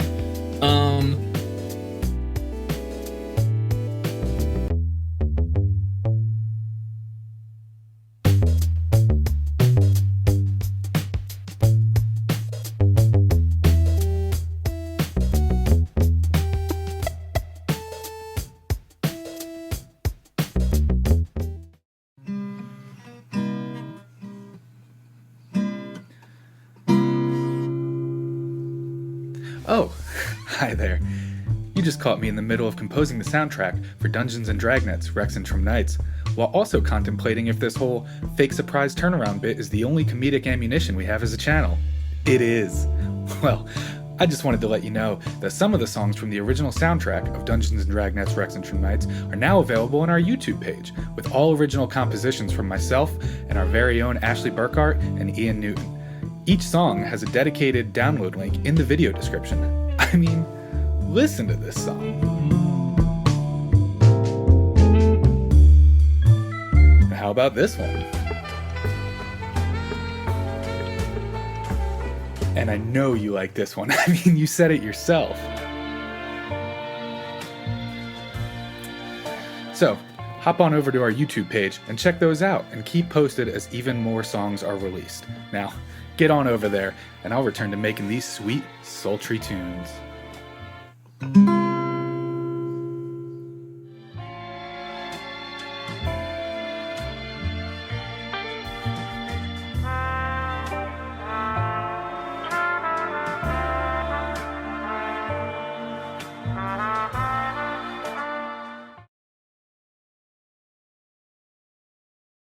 Talking about... We're live. We're live. This is a terrible time for us to go Live. live. Yeah. What great timing for me to say the most confusing sentence ever. Oh, I gotta mute myself. Okay. Hello, internet. How's everybody doing? How are you guys doing? Cast, group, friends? I'm doing pretty good today. I'm doing How all about right. you guys? I'm fantastic. Stressed Good. out. I got a lot of prep to do still for Right. Saturday, but It's Saturday, Extra Life. I'm excited. Extra Life. It's gonna be Should we cool. talk about Extra Life? Oh my Why god, don't it's we like that was introduce- planned. oh my god, what a segue. Extra life. Who's that? Who? Who are you? Where? Is that? Do I get those out of green mushrooms? God. Yes, but not in this case. So the first thing we're doing for Extra Life at 11 a.m. is Gary Krombopoulos and the Hunt for the Mythic Unicorn. Yes. That Ian was working on the artwork for a little bit earlier today. It's how's a that one story going? about me. Yeah, essentially Abby's main character. Sorry, go ahead. the basis of that is going to be Gary has assembled a team, a team of enthusiasts, hunters, crazy people. Who, I wouldn't call myself crazy. right, and they Unique and different individuals who come Right. from all walks of life. I Right. think that's a great way to describe it. with one common goal, which is to murder a unicorn. Possibly eat it. You know, Possibly maybe. eat I thought that was gonna be like way more Motivations. nicer. Like find the unicorn and give Nope. it a pat. It's Nope. okay. Okay. Well, as Gary mentioned in the St. Patrick's Day one, his Well, you entire life asked- goal is to murder and eat a unicorn. Well, hold Yeah. on. He just wants to find the unicorn. He wasn't sure what he wanted to do after. He might murder it and eat it. Gary Krombopoulos is a hard butterfly to catch. You can't just put him in a jar and then keep him there. You know, he might change. He might blow your expectations out of the water and do something completely different with the unicorn. You have no idea. You don't know Well, what I'm Gary's sure we'll thinking. find out on Saturday at 11 a.m. when you hunt Well, if the he finds mythic- that dang ding dang unicorn, you know. I have to. Like, I can't make I'm- that the thing and then not put some kind of There's unicorn. there's no unicorn in it. Right, That- yeah. But that's they the- do. that's They the did trick. like they did 9 seasons of a Sasquatch show, and they never found a Sasquatch in those 9 seasons. It's true. They've Or done a more. lot of ghost hunting ones too, and they haven't exactly found very People many will ghosts. stick around. We could tell them like, hey, we'll have a unicorn eventually, and then we could do like 1,000,000 years of it, and people would. Still Are we watch. calling this right now? It's part 1 of Gary No, Kroll. no, that'll be a full thing. Uh, What happens next? Aaron? we have me DMing. So you need to kill a dragon. It's a little one shot I made. which I'm very excited for because appearing on stream for the first time and playing D&D for most likely the first time is going to be my mother. My mother. Oh, we lost Ian. Okay, I was about to be like, was that just me this time? No, we Or lost Ian. nice. Okay, That's fine. It's fine. there he is. I was hoping to just reappear and you guys would just keep going. I was trying to just do that. As kind of, you Your just mom's appeared, playing actually, D&D. Yeah, my mom's playing D&D. It's gonna be great. I could tell you this. She's playing a fairy because she was very interested in playing a fairy. That's as much detail as I'll go. And I was like, okay. But some friends of mine and of the show will be in a very interesting story about a town under siege by a dragon, and they need to kill a dragon. So You gotta. That's the whole point. That's the whole thing. There's no subtext. It's very plain and simple. I couldn't help but notice in the Excel spreadsheet when you wrote the title, "You need to kill a dragon," that you italicized and bolded the word "need" and like put it in all capitals because you wanted to let it be known that this is not up for debate. You need. I mean, everything's up for debate in D&D. Like that's true. Anything can happen. Yeah, just watch Dungeons & Dragnets, Rexxentrum Nights. Everything's up for debate. You know, it's the roll of a die. You know, it could go. After they need to kill a dragon, we're doing Adventure Skeletons. Adventure Skeletons is not technically D&D, but it's a tabletop role playing game. Though. Yeah, it's a one page adventure guide made by Grant Howitt, who has also made Honey Heist and Goat Crashers and all the sort of like absurd one-page RPG systems. The most popular ones are made by Grant Howitt, and so we're going to be playing Adventure Skeletons, where the party is made up of skeletons who are tired of being under the control of some wizard in a dark cave. So they're going to go on their own adventure, and they're going to conquer their own dungeon. And for skeletons, dungeons happen to be things like the beach or human towns or anywhere where it's dangerous for a skeleton to be. And they're like, oh, I'm gonna defeat vicious foes and get great loot and armor, and it's like that's code for I'm gonna murder somebody and take their hat. If you're anticipating this sort of amazing role-playing adventure, make sure to check out Mr. Bones on Sega CD or Dreamcast, maybe. It's the exact same plot. But essentially, today. Zach did just show me that playthrough, and I was flabbergasted by that. So I might throw a guitar or two in there. You might have to. So that goes on around 9 o'clock. We're thinking 9 p.m. Mm-hmm. And then there's the late night freak shift, Ian. Oh God! What do you have planned for that? I'm basically the Adult Swim of this charity stream. So I'm gonna be running an improvised dungeon. When I've been game master for a lot of my Dungeons and Dragons, I've used like these online generators like that randomize things and sort of like throw an element that like I couldn't sort of plan because it's just so randomized into my campaigns. I use it to like really help me out creatively. So sometimes when things have gone awry in terms of scheduling, I've run a campaign improvised using these generators. And so we're going to do that. And I have decided that the theme, and this is hot off the presses, is going to be in the corporate office building. So characters are going to have to choose, like, are you like Rita, the fax lady who handles the fax machine, is the only one who knows how to use it anymore? Are you the secretary who just gives everybody like coffee and note papers and stuff like that? So we're really going to roll with that, and that's going to be sort of the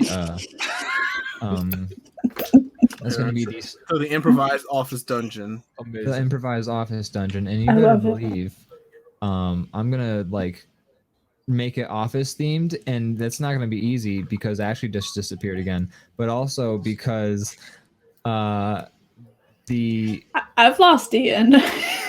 I hear Ashley though. Great. So I can roll with that. But the generators don't plan for corporate office settings, so I'm going to have to do an extra layer of sort of twisting what the generators give me to do that. And I've talked the most out of all this, and I've done the least amount of planning, so we should. I know, but you didn't tell us. You didn't tell us beforehand what your idea was going to be, except improvised dungeons. So this is as new much for everyone. information as we're going to get. Yeah. I got none of that. I feel like so that's a great way to reveal it. Is that even the people this who will I'm like, also doing be a this with surprise to don't me. know that that's the Honestly. theme. But we talked about business wizards the other night, and that's sort of where this all sort of stemmed from. Anyways. And then I think at the end, starting at like 6 in the morning, 7 a.m. 6 or 7, Eb is going to be doing some world building with World Anvil for some new extra attack content. What comes after Dungeons and Dragnets Rexxentrum Nights? What is a World Anvil? It's a wonderful tabletop RPG building site.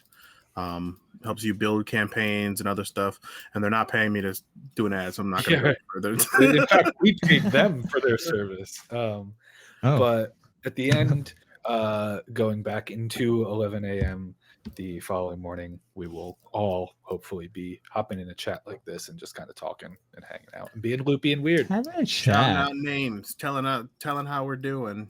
Hopefully we Maybe that's smash when our we will- goal. We And, released all the information for the goals that we hit. yeah. So. What is our goal?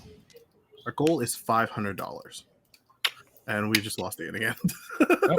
Whatever. He asked the question and then He vanished. said, "What's our goal?" Bye. $500 is our goal right now, which is, it's a lofty goal, but I have confidence that we will knock it out of the park. Me too. I believe so as well. I know we can do it. Yeah, I think that's all we got for this. Well, I believe so. But jump in 11 a.m. to 11 a.m. Saturday to Sunday. D&D extra attack. Hours. we'll take like 5 minutes on a Be Right Back screen, and then we'll get back into tonight's episode. Absolutely. Thanks for hanging. All right, thank you everybody. Bye. Enjoy the rest of the show. Enjoy it. That's a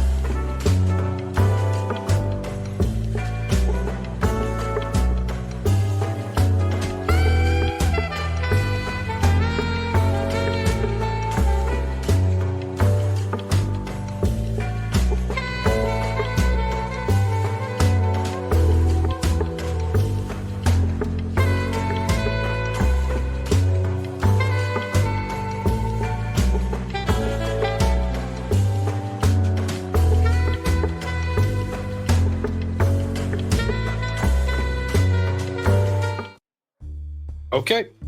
So as you all make your way out of the gin mill, you find yourselves leaving through that same hallway, and now out on the streets in the Shimmer Ward district of Rexxentrum. Outside, what are you doing? So we're like walking right now? You can be. We just like slowly walk with no direction, just so we can kind of talk and not be here. Yeah, just to make some distance. So we have that key, right? Like, he said come find us. At least, you know. Yeah, you see have- Thrush reach behind and pull out the key. But he didn't give us, like, any other information. He just said come find me. Yeah, here's the locksmiths can open any door we need, so...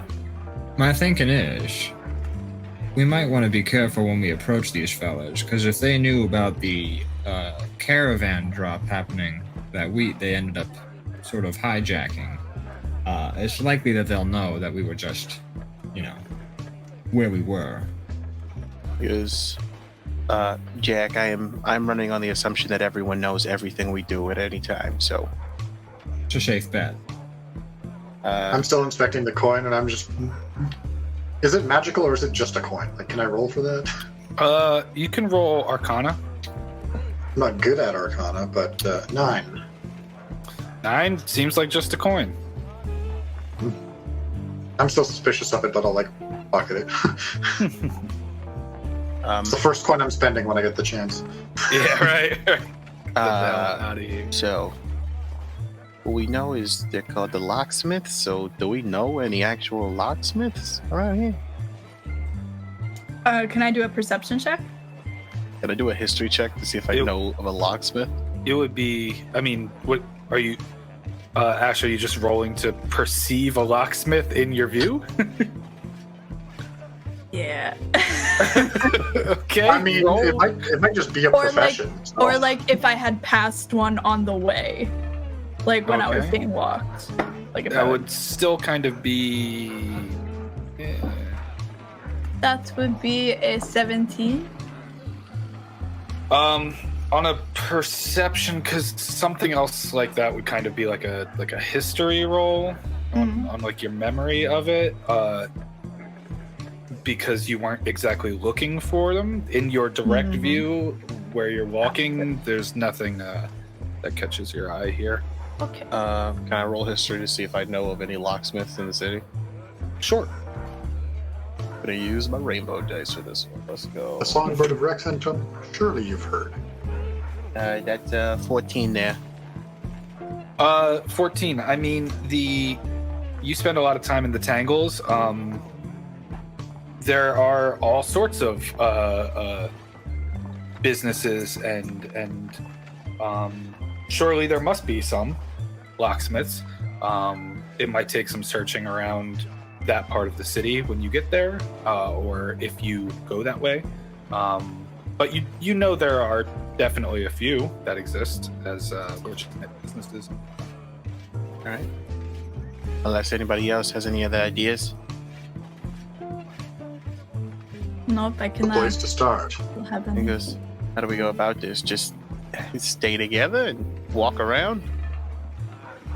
I guess so, yeah. Feel like As that far is as I know, we only have one key. There are 2 places that might be a good starting point. One would be the Vigil Circle that I had mentioned earlier for you, which is towards the southern end, which has a sort of marketplace closer to some of the temples in the Tangles.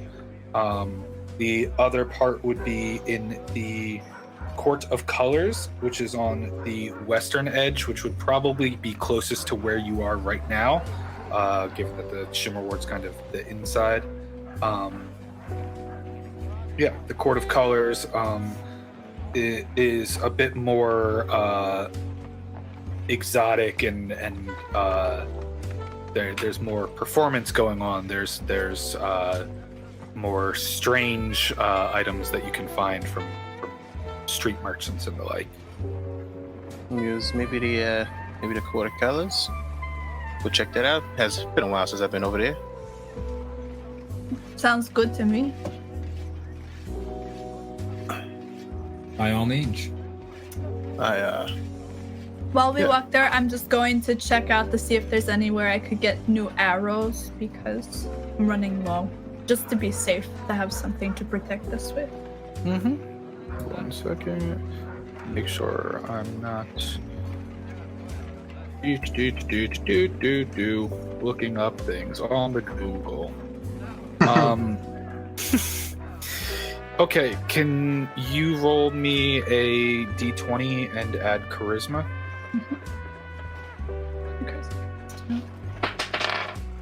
13, 14, 15. You can get 20 arrows for 1 gold piece. That's kind of the going rate that you can find. You said 20? Yeah, but you can get like 40 for 2, you know. Yeah. So can I go up to like someone that sells them? Yeah, we don't need to roleplay all that Okay, because that's just a quick great. thing. I'm gonna buy 40 for 2. Okay, Cool. perfect. Yeah, that's not significant enough of an encounter for me to make up a whole personality. Yeah. So what are you buying? Yeah, what you buying? How can I help yous? Do the Pittsburgh, how can I help yous? Hey, yo. Hey, yo, I'm from Yagdia. I Jeez. got Yagdi and crossbows over here. Lord. So yeah, making your way through out of the Shimmer Ward back into the more working class district of the Tangles again.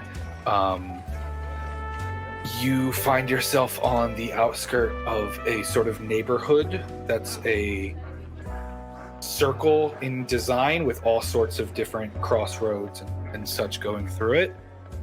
You can immediately see like flags and banners of all different colors and stuff. You can see sort of beads and decorations hanging from buildings and things. Looking a little farther in, there's merchants set up. There are street performers on different corners and stuff. What are you looking for? Let's start taking a look around here. What is occurring? What is occurring? Are you looking for any type of person in specific, or are you just kind of like waiting until something catches your eye?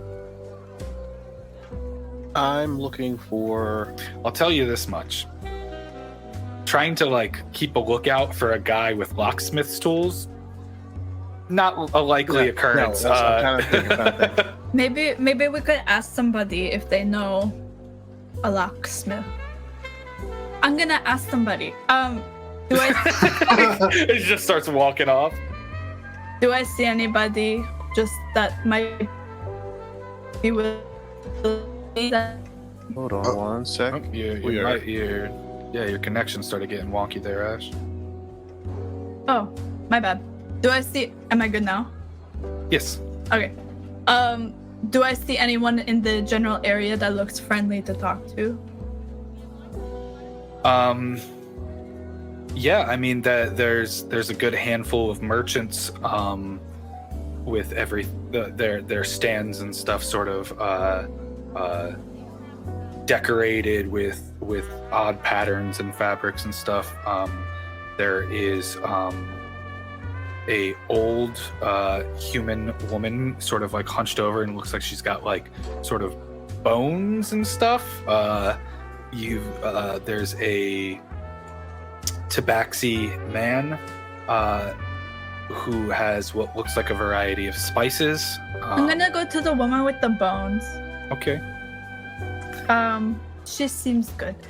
So I'm gonna go talk to her, and I guess I'll just walk up and say, "Hi, excuse me, I have a question for you.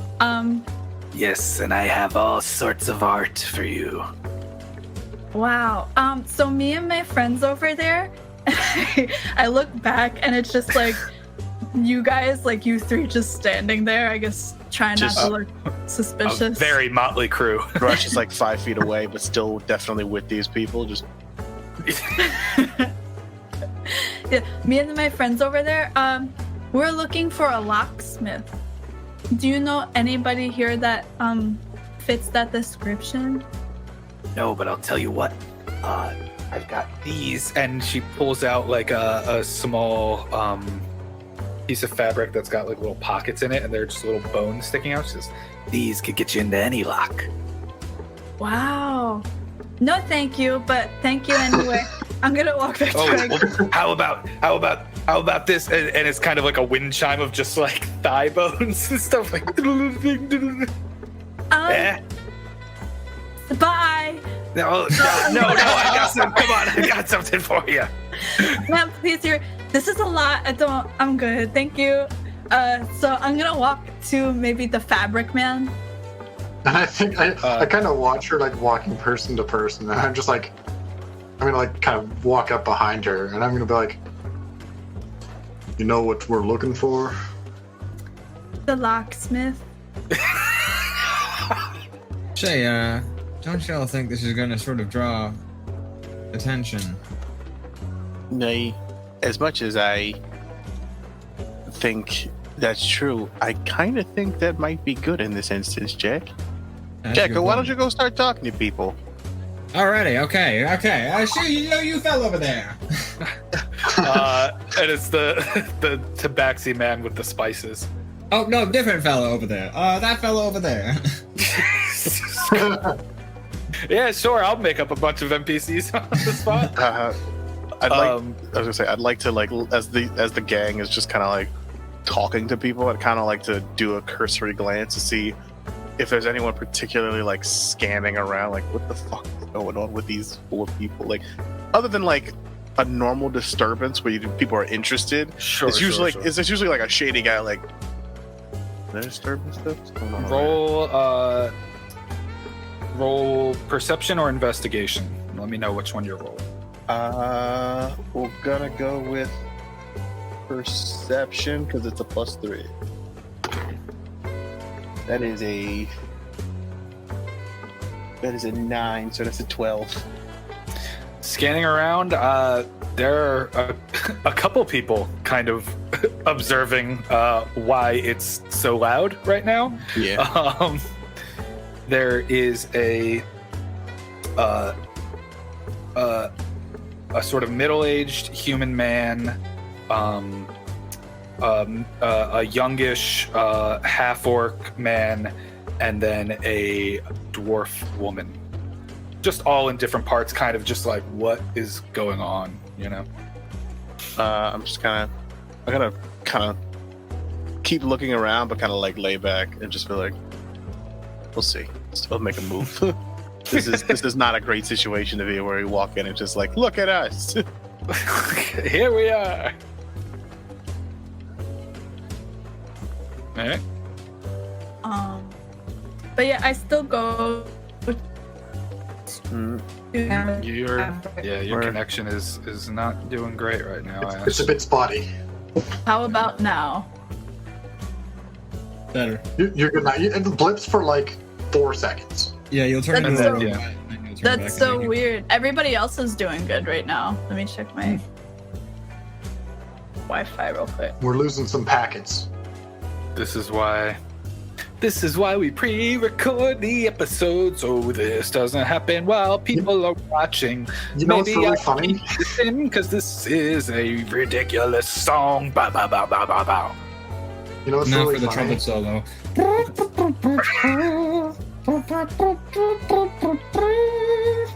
What's really funny? Ab? I appropriately named this episode "Deals and Lost Packages."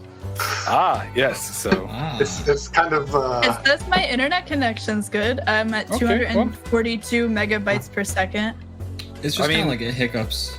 yeah, Yeah. it's just little bits here and there. it doesn't Oh. like shut down, but okay. So Back who to are it. you? Who are you talking to, Ida? The man with the fabric. That wasn't. They all had fabrics and stuff decorating their. Then any person that looks like they would talk to me, which is almost all of them. Just I'll walk up to the next person that I see that was next to the woman or something, or maybe a few down because I didn't want to talk to her anymore. And I'm kind of like following behind, looking at like stock of things to make it look like I'm just casually browsing. A couple down, there is a small like halfling. It looks like sort of covered up a little bit. With what seems to be different preserved foods and stuff. And then there is a human man near him who looks like he's got sort of like ornate knives and something like that sort of spread out across the table. Mm-hmm. Fancy. I'll talk to the man with the knives. All right, walking up to him, he has dark skin, real like short, like shaved hair. He's kind of muscular, and he's got like these almost like an Aztec-looking pattern on his clothing. Mm-hmm. He looks at you and says, "Welcome. How can I help you?" Hi, I have a question for you, actually. Of course. I was looking for a locksmith, and I was wondering if you know anybody around that would fit that description or does work like that. Also, I might take a look at your knives too, but I also have that question. Well, my friend Bran, he can help you get in. What do you need help with? My group has like something they needed help with, and I was just helping them look for. So how about your knives? Ah, yes. Yeah. Anything catching your eye? I mean, they're all interesting. There's one that's kind of got like a sort of serpentine thing, and that's black. There's one that kind of goes up and hooks back down with this like gold and black metal encrusted handle. Mm-hmm. There's one that's got almost like a rainbow shine to it. Ooh. Which one does more damage? What would be like the most? He. Are you asking him this? Yes, like which one would do the most damage? If I had to take a guess, this one. And he holds up the one that's got like the kind of like hook back on it. Mm-hmm. He says, "Maybe you could, yeah, and it hard to I feel get like back it out." look a little more like, like. Oh, it's possible as well. Yeah. How much? Roll perception. Okay. Nat 20. Nat 20. They all, if you buy any, will just have common dagger properties. They're all more ornamental than useful. I'm gonna go talk to my friends, and I think I might come back. But I just want to tell them the wonderful information that you gave. I'm like in the stall with you, looking around, just casually. No, these are good, as you can. They're very good, and I like the rainbow ones. Very. Oh. There's a blip. Very good for me. It's cute. It's very cute. Yeah, I like the rainbow one. You should. 20 gold? Maybe not. Maybe I'll come back. I'm a little poor right now. Yes. And he kind of just sits back, understanding the scope of you saying no. So I guess I'll walk back and try to find the rest of the party members to tell them about. I'm literally Virga. like in the I'm like right behind you. Wait, I was like observing and like listening to what he was saying, but I was also kind of like looking at what he had. Okay, well, I have a name now, so I just don't think we should ask the knife guy because I bothered him a little too much. And that woman over there with the bones is kind of crazy, so maybe we should ask somebody else. Maybe, I don't know. But we have a name, so that's... What's the name? Bran. Ran. Does this ring a bell? Roll history. There we go. +4 to history. Let's go. That is a 12. I got an 8. Not really. All right. I'll roll for history too to see if it happens. You know, I've solved a case or two. I try to keep my neck out of the underworld and instead solve squabbles. I don't hear it. I don't know it. No. You're not from here, Jack. That's right. But you know, I've been here. I have an office here, so That's true. You've been here for a bit, but not enough to know who this guy is. and I rolled badly. Yeah. I think if anything, We might have to talk to the knife guy again. Maybe someone else should do it because I think he's disappointed that I didn't want to buy a gun. But I also don't have a gun. I'm not Sorry, I got confused. I saw. I'm that looking at. escalated quickly. Yeah, let's just Yeah, I don't even know what it's fine. Everything's cool. Yeah, I don't know because I didn't want to buy a knife, and I feel bad going back asking for more information. Which guy? He's over there. If you go past the crazy bone lady and then go down and past the food, it's over there. Oh yeah, lady with the bones. She's hilarious. She's absolutely a riot. Because Yeah, I just imagine her in the background trying to get people by like shaking the bone chimes. Come like, on. hey, come check out my shop. You know you want this in your house. You know, I kind of do now want it in my house. That's very. Yeah. when it's you a rough, speak it it's like a rough that. sales pitch, but she sells an unnecessary amount of bone chimes. Like, you go into a house randomly, you'll just look over, you're like, oh, there, it's Crazy Lady's she bone is. chimes. She got them. She got it. That's what it says on the sign. Crazy Lady's bone Crazy chimes. Lady's bone chimes. I feel like I've seen one of those in Armand's office before. Yeah.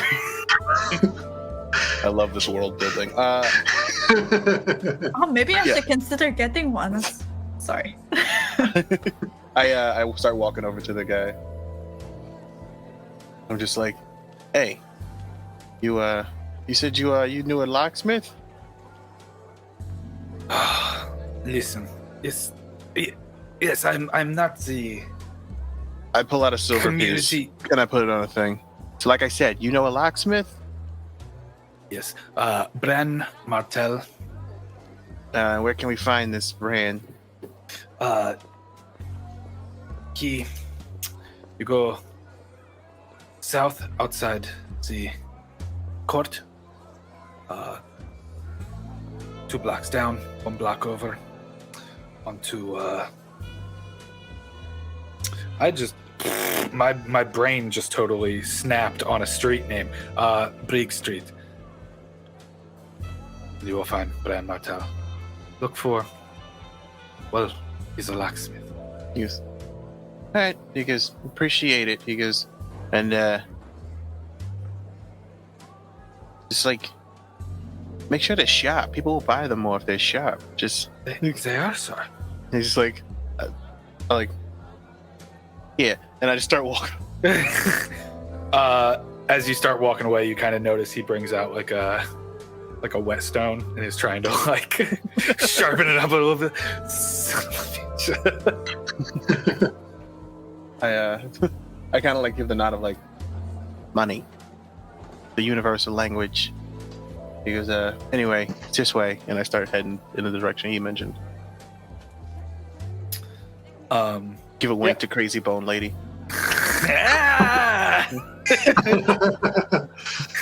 It's kind of spry for her age. She's 83 years old. Would you believe?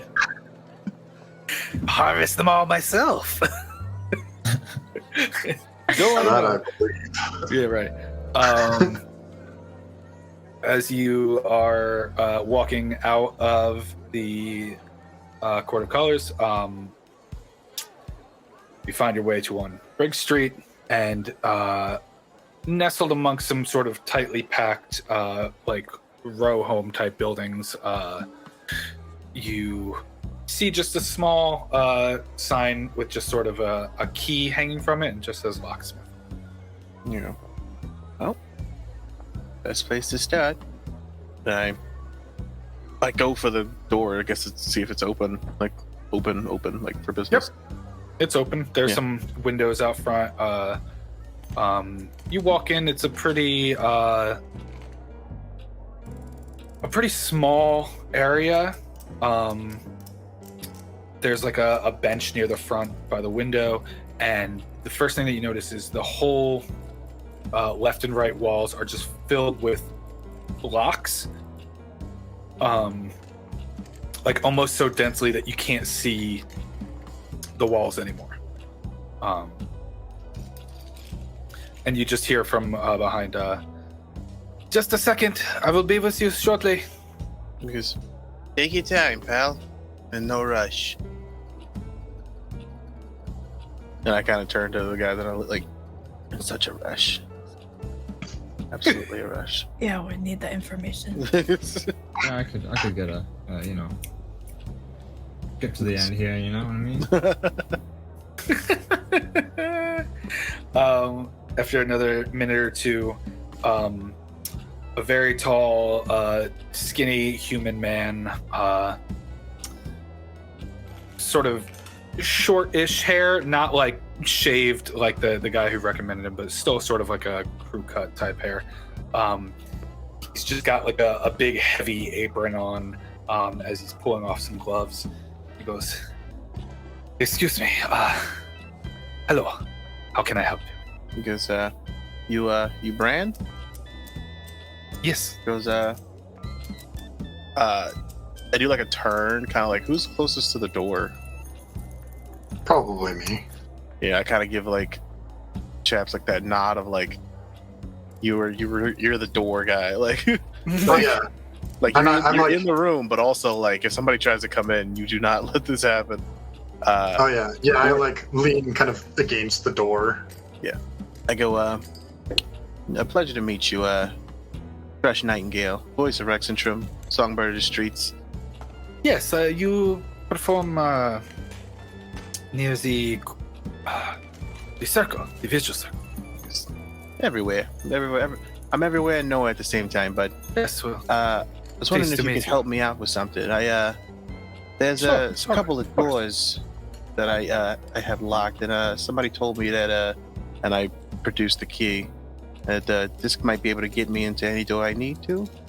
as you're talking, there's a person trying to open the door.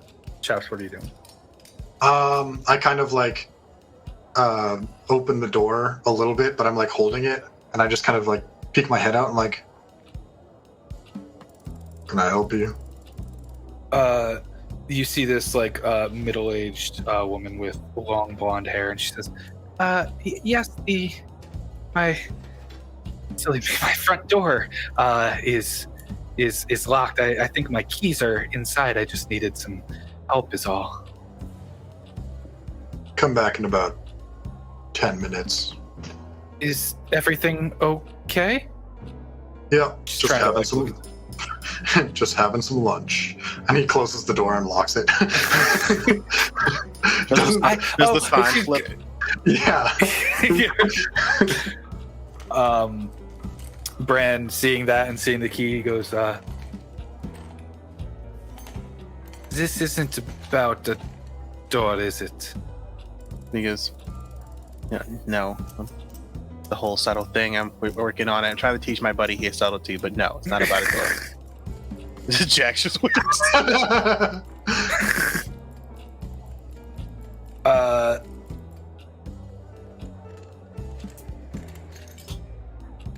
All right. I'm terribly sorry. I'm not sure I am the person you are looking for. He goes, that's okay. Kind of like does like a, make the key go away. Go, but maybe you can help us find someone who is. May I ask who is inquiring? Thrush Nightingale, voice of Rexxentrum. Yeah, he's right in no. front of you. It's not like he's even wearing a mask or anything. Of Like, course, it's Thrush. him. The people you are looking for, it is not typically solo endeavor of finding them or inquiring about them. Of course, you must. Whew. Never mind. You can forget my face, of course. He goes, absolutely, it's not a problem. Yes. Of course, you know, they did ask me to join. I want nothing to do with whatever is. Trust me, pal. I want nothing to do with what I'm dealing with either. But here we are.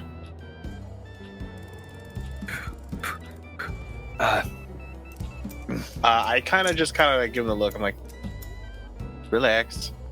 It's fine. Everything's fine, bud.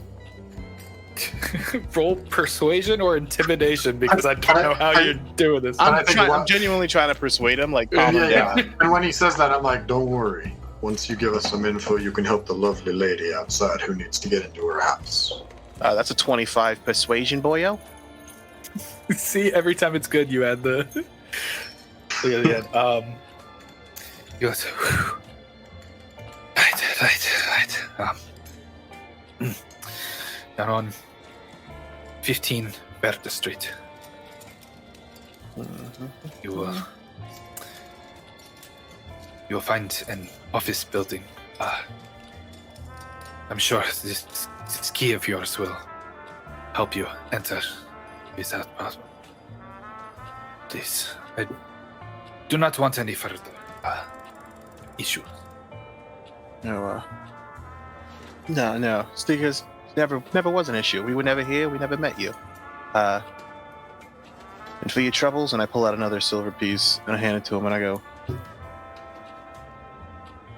believe it or not, we're not the bad guys. And then I go, but you will be if you don't help that lady into our house. So Rexxentrum is full of bad guys. because But absolutely, because absolutely, but not When everybody. you said we didn't have this meeting, that's like that's the subtlety thing, right? That when we say we didn't have a meeting. You see why we need to teach him about it. It's a whole, I'm still learning. it's a whole thing. Because And while they're having this conversation, I like unlock the door and I flip the sign back and I'm like, sorry for the trouble, miss. And I open the door and I let her walk in. She's like, that was a quick lunch. Wow, Wait. what a group. Just looking around and kind of taking in like top of- I kind of like do like a deep bow to the lady, and I'm like, "Hey, let's get the fuck out of here." I'm just like holding the door open for her to walk in and us to walk out. Yeah. Ida is just smiling the whole time, like. which is more unsettling than you anticipated it to Oh, be. I know. The whole time I'm like full mobs shake down in this dude, trying to like keep him calm, and you're just like, Yeah, but she's got scars everywhere and like sort of glowing, almost like And And like sort of no eyes, essentially. no eyes. It's just all white. Like it's haunting. you said Like, she she's stayed at the trying to sun be too long. It's a condition. She's just trying to be super friendly, but it does come off a little. As you all leave, shut the door. Where are you making your way to? Gave you Virga Street. Virga. I was like, I guess we keep following the trail. Sounds good to me. All right. What time is it? It's definitely in the afternoon. Yeah, it's starting to get on in the afternoon. The sun is starting to set a little bit. It may be around 5 o'clock at this point, maybe 5:30. Okay. Yeah. I say let's get going. And he was like, Virga Street. Do I know my way to Virga Street? I know these streets pretty well. Yeah, roll history. Yeah. Is it in the tangles? That's Yes. an 8. That's an 8. I'm sorry. I got a 5. It takes you guys maybe an hour to I find. do that thing where you I'm know, like, it's definitely one of the next 12 blocks. It's here. But like I said, the streets of the tangles are weird. Like you start here and you wrap around to like the street that you just started at, and you're like, I didn't turn, I didn't do it. It's I was about to pull an Ian. I was like, I saw this movie. It's called Ale Celebration. When we get drunk and we have this weird recall, we can make our way back through the street. Ale celebration. God. But yeah, after an hour or so of getting lost, you manage to find your way to a 1 Virga Street. All right. I was like 15 Virga. All right. And then we make Yes. our way to 15 Virga Street. These are another section of buildings all sort of together, maybe 3 floors each. No spacing between them. And they all seem to be just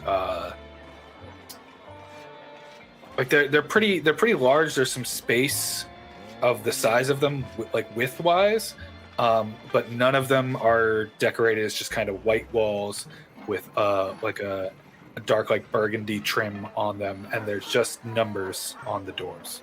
Who's that? Okay. Another section of buildings. It felt like we were getting close, and that was good because these buildings were packed together like sardines, and it made me think of how we'd be fish food if we didn't find where we were trying to get to.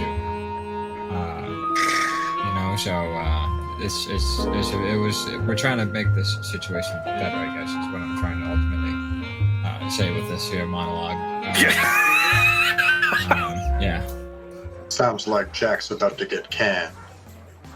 Hey, Ooh. I didn't say shit about you in your potential life situation here. You're hired against your own boss right now. So I mean, look, okay, fuck off. Doesn't take much to shake his confidence. There's one thing I hope we get to. I hope we get to a point where just like down the line, someone could just make essentially an Instagram filter for Ian, but he could just put fingers here and it just holds a magic cigarette and the hat. That way it's not just floating. Get on that internet.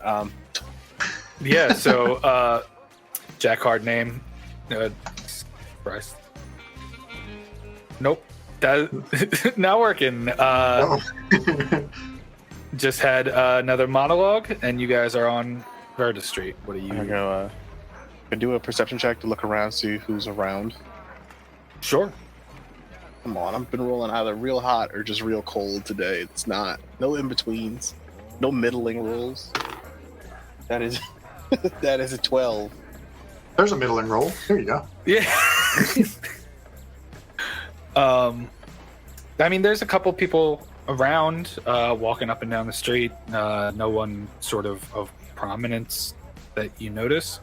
No one sort of stalking or looking that you notice. I go, yeah, whatever. And I just kind of go up to the door, and this is a house or a storefront? It's not a storefront. It could be a house. I just knock. No response. Maybe we should try the key. I go, why the hell not? And I produce the key, and I before I even put it in the door, I check and see if it's locked. Yeah, it is locked. I played enough D&D to be like, what do we do? There's a door. It's 20 minutes later, I open it. Easy. Is it locked? No. Well, then. I look at this key and I look at this lock and I go, if it's this simple, then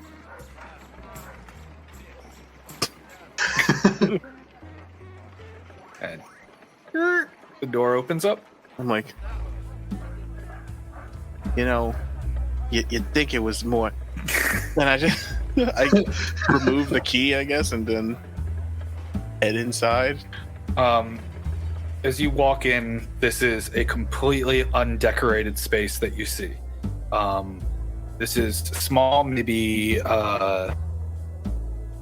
or so feet across and maybe 30 or so feet wide. On the left and right, there are doors, and in the back, there's a third door. And along the door to the back is standing a human man, sort of hard, shaved out hair, pulled back to a small little top ponytail. Looks at you and says, how can I help you? I gesture to make sure we're all inside, and I close the door. And I go, I was given this, and I show the key. I was told that you could open doors for me. Well, we do our best. Because Who gave it to you? a scratchy little cat named Ray. Okay, 1 second. And he goes over to the door on the left side. He just opens it up, closes it again. And after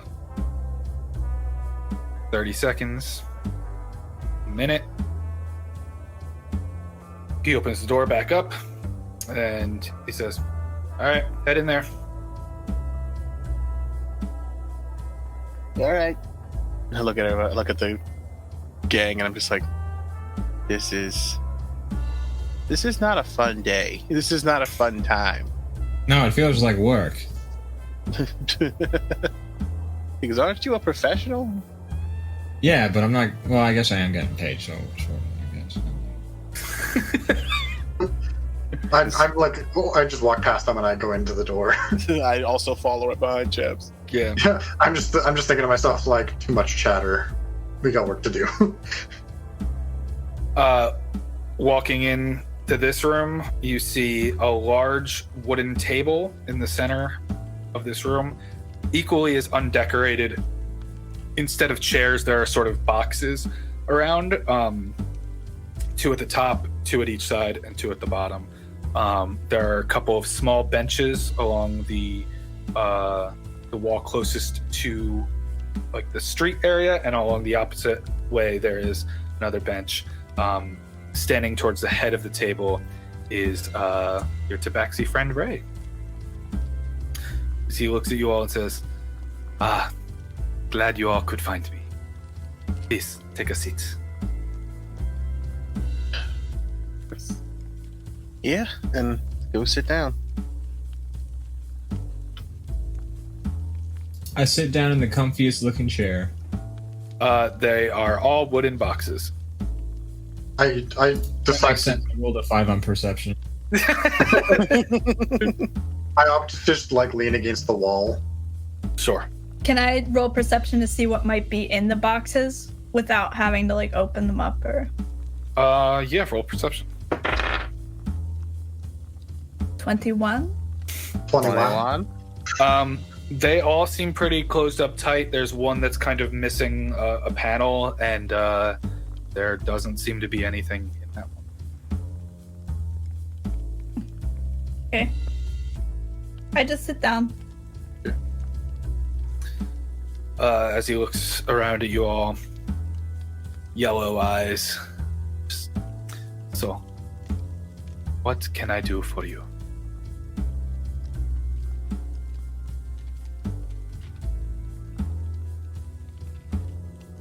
Well, I feel like... What? No, I mean, I was just going to say, well, I don't know what else to say, to be honest. Yeah, we never really discussed what we would actually tell this fella here.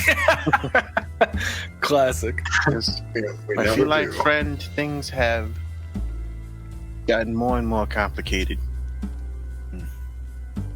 This tends to be the situation Yes. in your line of work. Because until a couple of days ago, my line of work was standing on corners singing songs for copper pieces.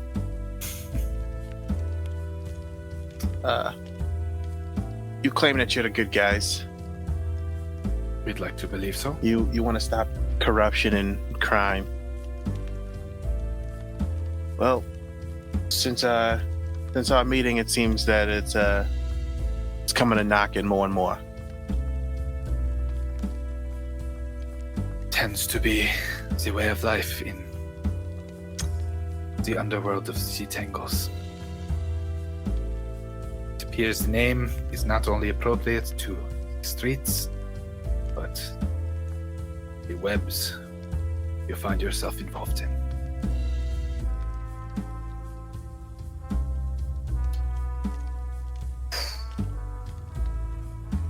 Tell me, what have your, the people who get you information, what have they told you we've been up to in the last few days? Last night I saw you. Today you are here.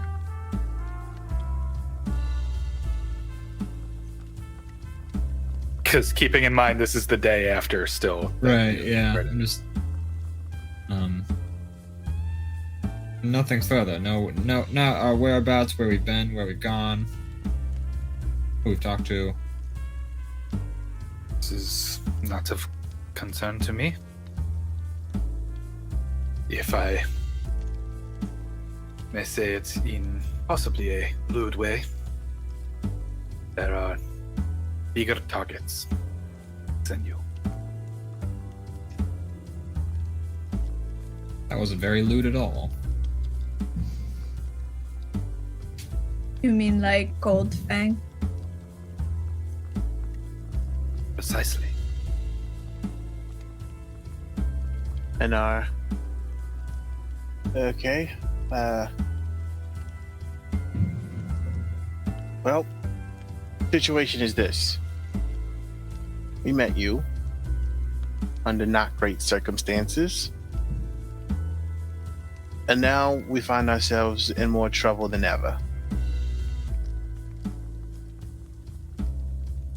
Okay. Your actions, which resulted in our actions, have resulted in some bad people putting us up against everyone and anyone.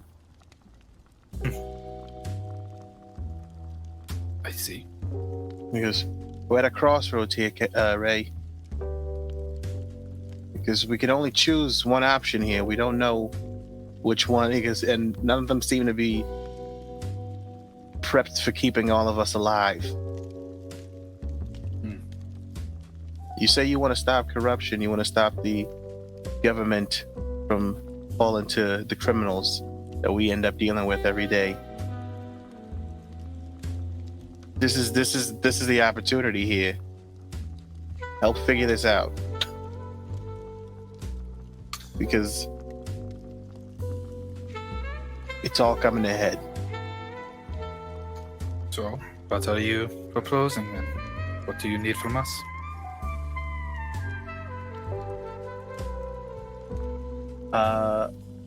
Thrush kind of Is it safekeeping? A place to stay? Lay low? nowhere safe in Rexxentrum. You are wise to keep that mentality about you. What sort of stakes do you have against Goldfang?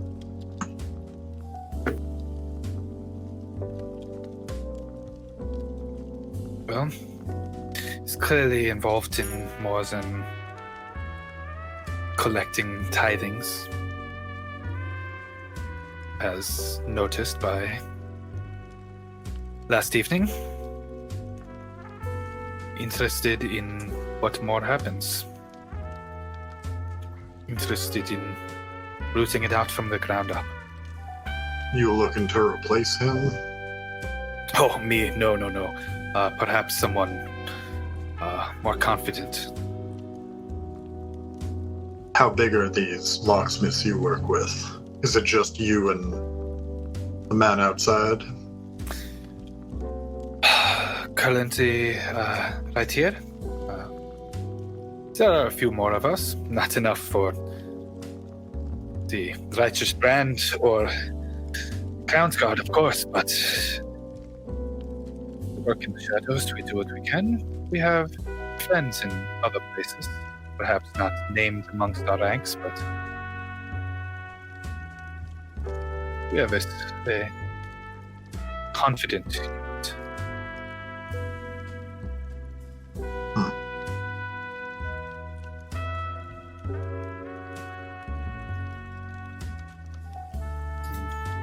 Oh, Interested in your curiosity on the matter. Just trying to understand the situation a little bit better. As am I. Kind of leans back and looks around at all of you. You all have been quite vague since you entered this door. Well, I'm gonna blink at Thrush in a manner that says, That's not how this game works. in a manner that says, I feel like we should really come clean with this guy about what we're up against, because then that way we can really sort of figure out where to go from there. Rush, you get none of that. You I have feel no like idea I what was he's gonna trying say, does Jack just say this out loud while blinking at me? I I don't know. Eira is just gonna say out loud, I think we should just talk to him. Oh, you metagaming goddamn. Well, I was really gonna say that, but then Oh, that's See, she knows what I'm trying to say. And what Chapps is just like, he just shakes his head and it's just like, hard not to be vague when I don't know who I'm talking to. That's the second time he said that in the last 2 days. Are you concerned as to our business? I'm concerned as to my involvement in other people's business. I'm not used to being this close. I'm concerned in your involvement in other people's business as well.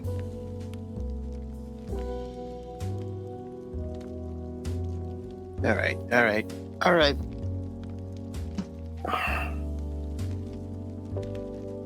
I am attempting to be kind here. Offer you I know, refuge, offer you help. It seems that you are playing a different sort of game. The only game I'm playing is staying alive. All right. And so here's the situation. Our meeting you has put us in everybody's crosshairs. We're trying to eliminate people who are trying to eliminate us, because we were forced into a job went south, and now we're stuck there, and now we're forced into a meeting. This goddamn Goldfang, and he wants to hire us for a job, and now we make our way to you, and God forbid if you try to hire us for a job, but the situation is your involvement in something as simple as watching a trop go down has put a crosshairs on you and your group, because it put a crosshair on us. And me personally, I don't give a shit what you're doing, but you seem to be the good guys in this situation. So the conversation is this: something has to be done, because we have 3 opposing sides. Some plan has to be coordinated so that we don't die, because that's my main goal in all of this. Trust me. We wouldn't say all this if we thought that the better option was to just do what we're hired to do. Well, I have no interest in backing down in my endeavors. We didn't expect you to.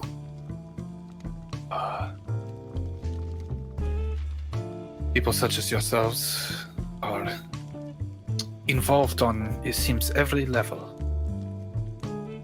Unfortunately. You could be quite useful to us. Yeah, there's the thing. So what if humor me? Let me right? lay this down for How you. could we be useful to you? Based on your positioning,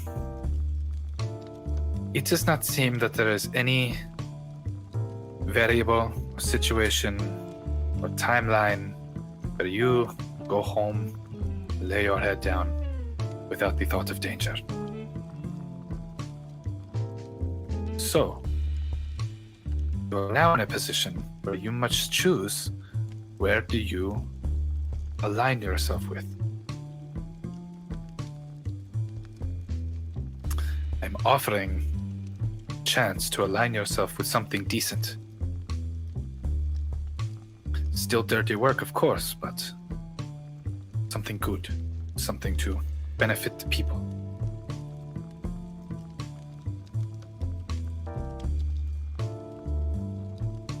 But I need to know your thoughts on this before I allow you to just infiltrate our ranks, knowing what you know. So, here's what I'm thinking. We got some fellas who want information on you, and Naturally. we're not quite willing to divulge because we're sort of sympathetic. So, what if we were to give them information? That's me being subtle. Mm-hmm. And keeps your neck off the chopping line, and maybe keeps us a little bit ahead of peril.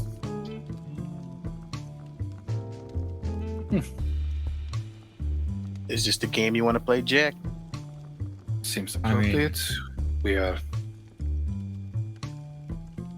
Yes. Well, I was gonna say if he's got a better game. So I absolutely do not. This is gonna suck regardless. But what you're suggesting is we play three card Monty with information with these organizations. More or less. I got cards too. I can even show you guys them. Please no. No, please do not. Who's been drawing? I can't even see that. Oh, yeah. I'm on a different screen. So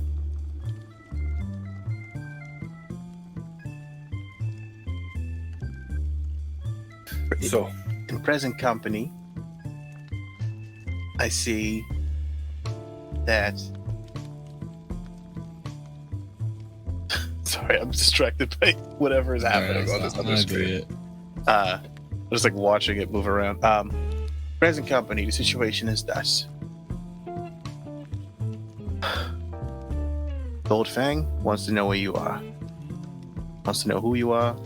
Wants to know why you're doing what you're doing. right. And I look at Chapps for a second. Mr. Armand wants to know what the fuck Goldfang's doing, probably. And in turn, you, because we didn't give you up immediately against my better judgment, I guess. Because so, what's staring us in the face is everybody wants to know what everybody else is up to. Naturally. The lies can only go so far. He goes, you tell a lie, you're stuck with it. Of course. You try to deceive people like yourself, Armand, and Goldfang. That's just the reality of the situation now. You can't slip up. The complexity of what would have to be pulled off is... Let me put it this way. I play music on the streets for coins. What you're asking me to do is to dig ourselves even deeper into every secret organization in the goddamn city. So, You're all raking me over the coals here. I just like to turn around. Here's my thinking, okay? We tell them information. As far as we know, it's true. However, you know ahead of time that we're giving them this information, which gives you the opportunity to call an audible, which means the information we know is true is no longer true, but to which extent, we don't know. well, That way we don't tell a lie, Is and you your don't get got. is your goal today leave this place and return to the job that you have been hired to do? Well, I'll tell you what, there's a hefty chunk of change on the line for it, and we could always pass some of that along to you. I'm sure your organization could use a little bit of funding. After last night, we are very happy, but we can never say no to that. And most importantly, more than getting back to the job, I want to get back to my bed and sleep, comfortable little slumber. So, this way, I think, presents the least amount of danger to us personally, and also the least amount of danger to you. Right, well, is that the plan then?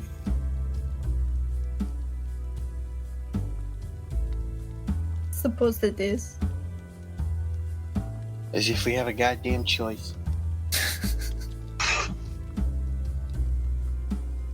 I like you guys. I'm sympathetic to the cause. I mean, I'm a bit of a do-gooder myself, so I would hate to see our meeting turn out horribly for you. And that's not a threat. That's just me speaking honestly. So, if we can find a way to keep my neck safe and keep you guys a little bit safe as well, Of I course. think this is the way to do it. You must understand, though, what you do today will implicate you with us further. Oh yes, I've been thinking about that. I don't have an answer, but I've been thinking about it. Once we leave this place, Goldfang's men and Armand's men will know that we've talked. So we have to make it seem like you tricked us. Now, how we do that, I'm still calculating in my head. There's little math equations popping around all over the place. Sine, cosine, tangent, Pythagorean theorem. Well, unfortunately, that just may have to be tomorrow's problem for you. Wow. You know what they say about tomorrow's problems? Do not. I was hoping you had heard something about that. I haven't. Today is yesterday's tomorrow. I do not know. That's pretty. I mean, that's close to pretty much Yeah. what I was looking for there. So that works out. I for think me. I think we understand each other, Jack. Okay, yeah, we're good. We're on the same page. Ray, might be time to leave this place, guys. My I think we should- friend, we are quite literally in boxes. What if? Here's my thinking. What if we leave behind, and I pull out the platinum?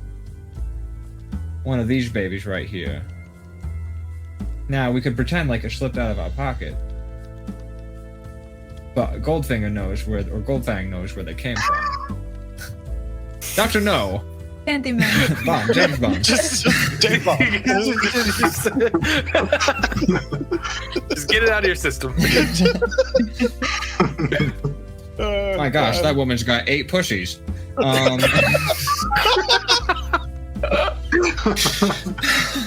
You're not gonna get this twice in one day. You're not gonna get this twice. Oh no. So, the insinuation being, The insinuation being that we dropped the platinum out of our pockets, and you knew where we got the platinum from. Goldfang knows we're missing a platinum. I don't know how, but they seem to know everything.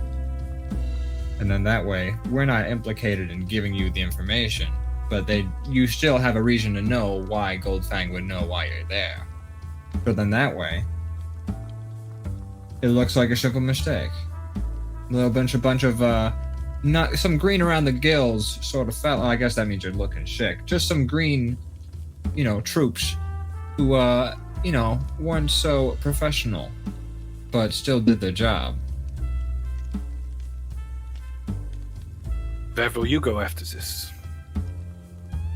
Well, hopefully any place that we're told to, and then once we're done dealing with that, then home.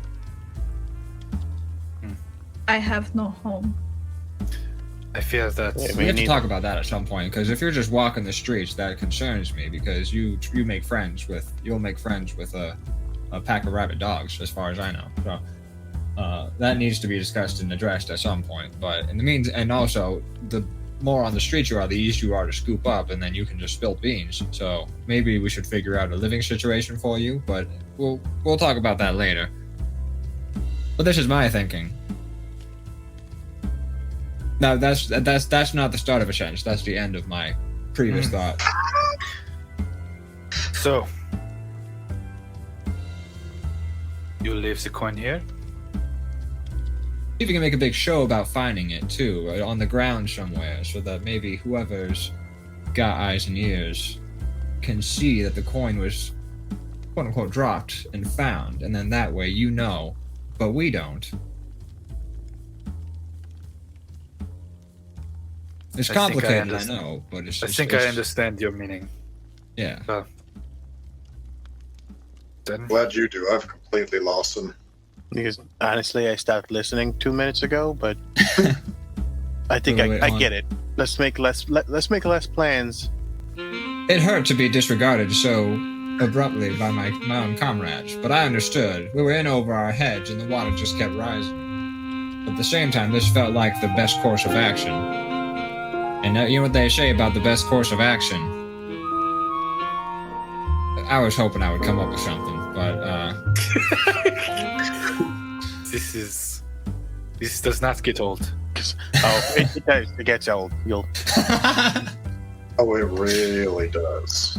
Anyway, Ray, Right, so we came here. We met. We know where you are. We kind of know what you're doing. That's what we were hired to find out. I imagine my face will now have a target.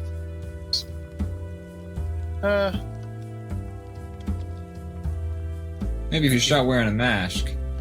If it has a target, that is okay. I just must be made aware. This. Oh, well, yeah, you're fucking targeted, to be sure. Thank you. The most aggressive. Yeah, you're a fucking target. Out of your fucking mind. Well, I asked to be clear. Thank you.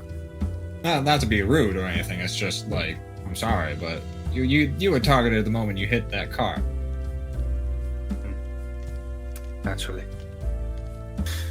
Well, my friends, it is very good to see you. I do hope to see you again soon.